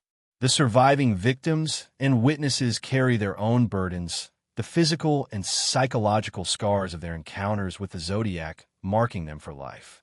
The investigation of the Zodiac case has involved thousands of law enforcement professionals across multiple agencies and decades, representing millions of hours of work and countless dollars spent pursuing a killer who somehow remained just out of reach. These investigators faced a situation that challenged everything they knew about solving crimes, dealing with a killer who left little usable evidence, who operated across jurisdictions, who had no clear connection to his victims, and who seemed to enjoy the game of cat and mouse that his crimes created. They worked with the tools and techniques available to them in their respective eras, from the relatively primitive forensic methods of the 1960s through the DNA revolution of the late 20th century to the genetic genealogy breakthroughs of the 21st century. Despite all these efforts and advances, the case remains officially unsolved, as this documentary concludes, a testament to how difficult it can be to catch a killer who plans carefully and has the discipline to limit his communications and exposure. The cultural legacy of the Zodiac case extends far beyond the immediate investigation and the Bay Area where the crimes occurred. The case helped establish the template for how society thinks about serial killers, influencing countless books, movies, television shows, and other media portrayals of criminal predators. The image of the killer who taunts police with letters and codes, who creates a theatrical persona around his crimes, who becomes a boogeyman figure haunting an entire region.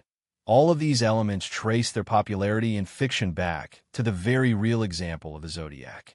The unsolved nature of the case adds to its enduring appeal, providing a mystery that continues to challenge investigators, professional and amateur alike, a puzzle that seems like it should be solvable but that has resisted all attempts at definitive resolution. The question of whether the Zodiac case will ever be truly solved remains open. Advances in DNA technology and genetic genealogy provide genuine hope that the killer might yet be identified, even if he is long dead and beyond earthly justice. The continued attention to the case, sustained by new generations discovering this dark chapter of California history, means that investigators continue to receive tips and information that might eventually lead somewhere. The fact that the case has remained in the public consciousness for more than 50 years means that it has not been forgotten, that people still care about finding answers and achieving some measure of justice for the victims. Yet the passage of time also works against resolution. As witnesses and potential suspects die, as physical evidence degrades, and as the likelihood of ever having a living person to hold accountable diminishes with each passing year. What we know for certain is that the Zodiac killer was a real person, not a ghost or a legend, but a human being with an identity and a history, someone who walked the streets of the Bay Area in the late 1960s and committed terrible crimes. Somewhere, perhaps in old photographs, in school yearbooks, in employment records, and family albums, the Zodiac's face appears, known and remembered by people who have no idea that someone they knew or know was responsible for these murders. The killer had a name, a family, a life that existed beyond his crimes, and that identity remains hidden behind more than 50 years of mystery and speculation. Perhaps that identity will eventually be revealed through DNA, through some piece of evidence that finally yields its secrets, through some witness who comes forward with the key piece of information that makes everything else make sense. The Zodiac case serves as a stark reminder that evil is real and that sometimes evil wins, at least in the short term. The killer got away with murder in the most literal sense, living out whatever life he lived without ever being held accountable for the lives he destroyed. The families of his victims never received justice in any traditional sense, never saw the killer identified and punished, never had their day in court where the full story could be told and a measure of satisfaction achieved. This ongoing injustice is part of what makes the case so haunting. The knowledge that somewhere the Zodiac lived out his days free while his victims remained dead and their families remained traumatized. If there is any hope to be found in this dark story, it lies in the dedication of those who have refused to give up, who continue working to solve this case decades after the crimes were committed, who believe that truth matters even when justice is no longer possible. The 5 known victims of the Zodiac killer deserve to be remembered, not primarily as victims, but as people who lived and who mattered, whose lives had value beyond the terrible way they ended. David and Betty Lou were teenagers on a first date, looking forward to their futures with all the optimism and hope of youth. Darlene was a young mother, building a life and raising a child who would have to grow up without her. Cecilia was a college student pursuing her education and her dreams.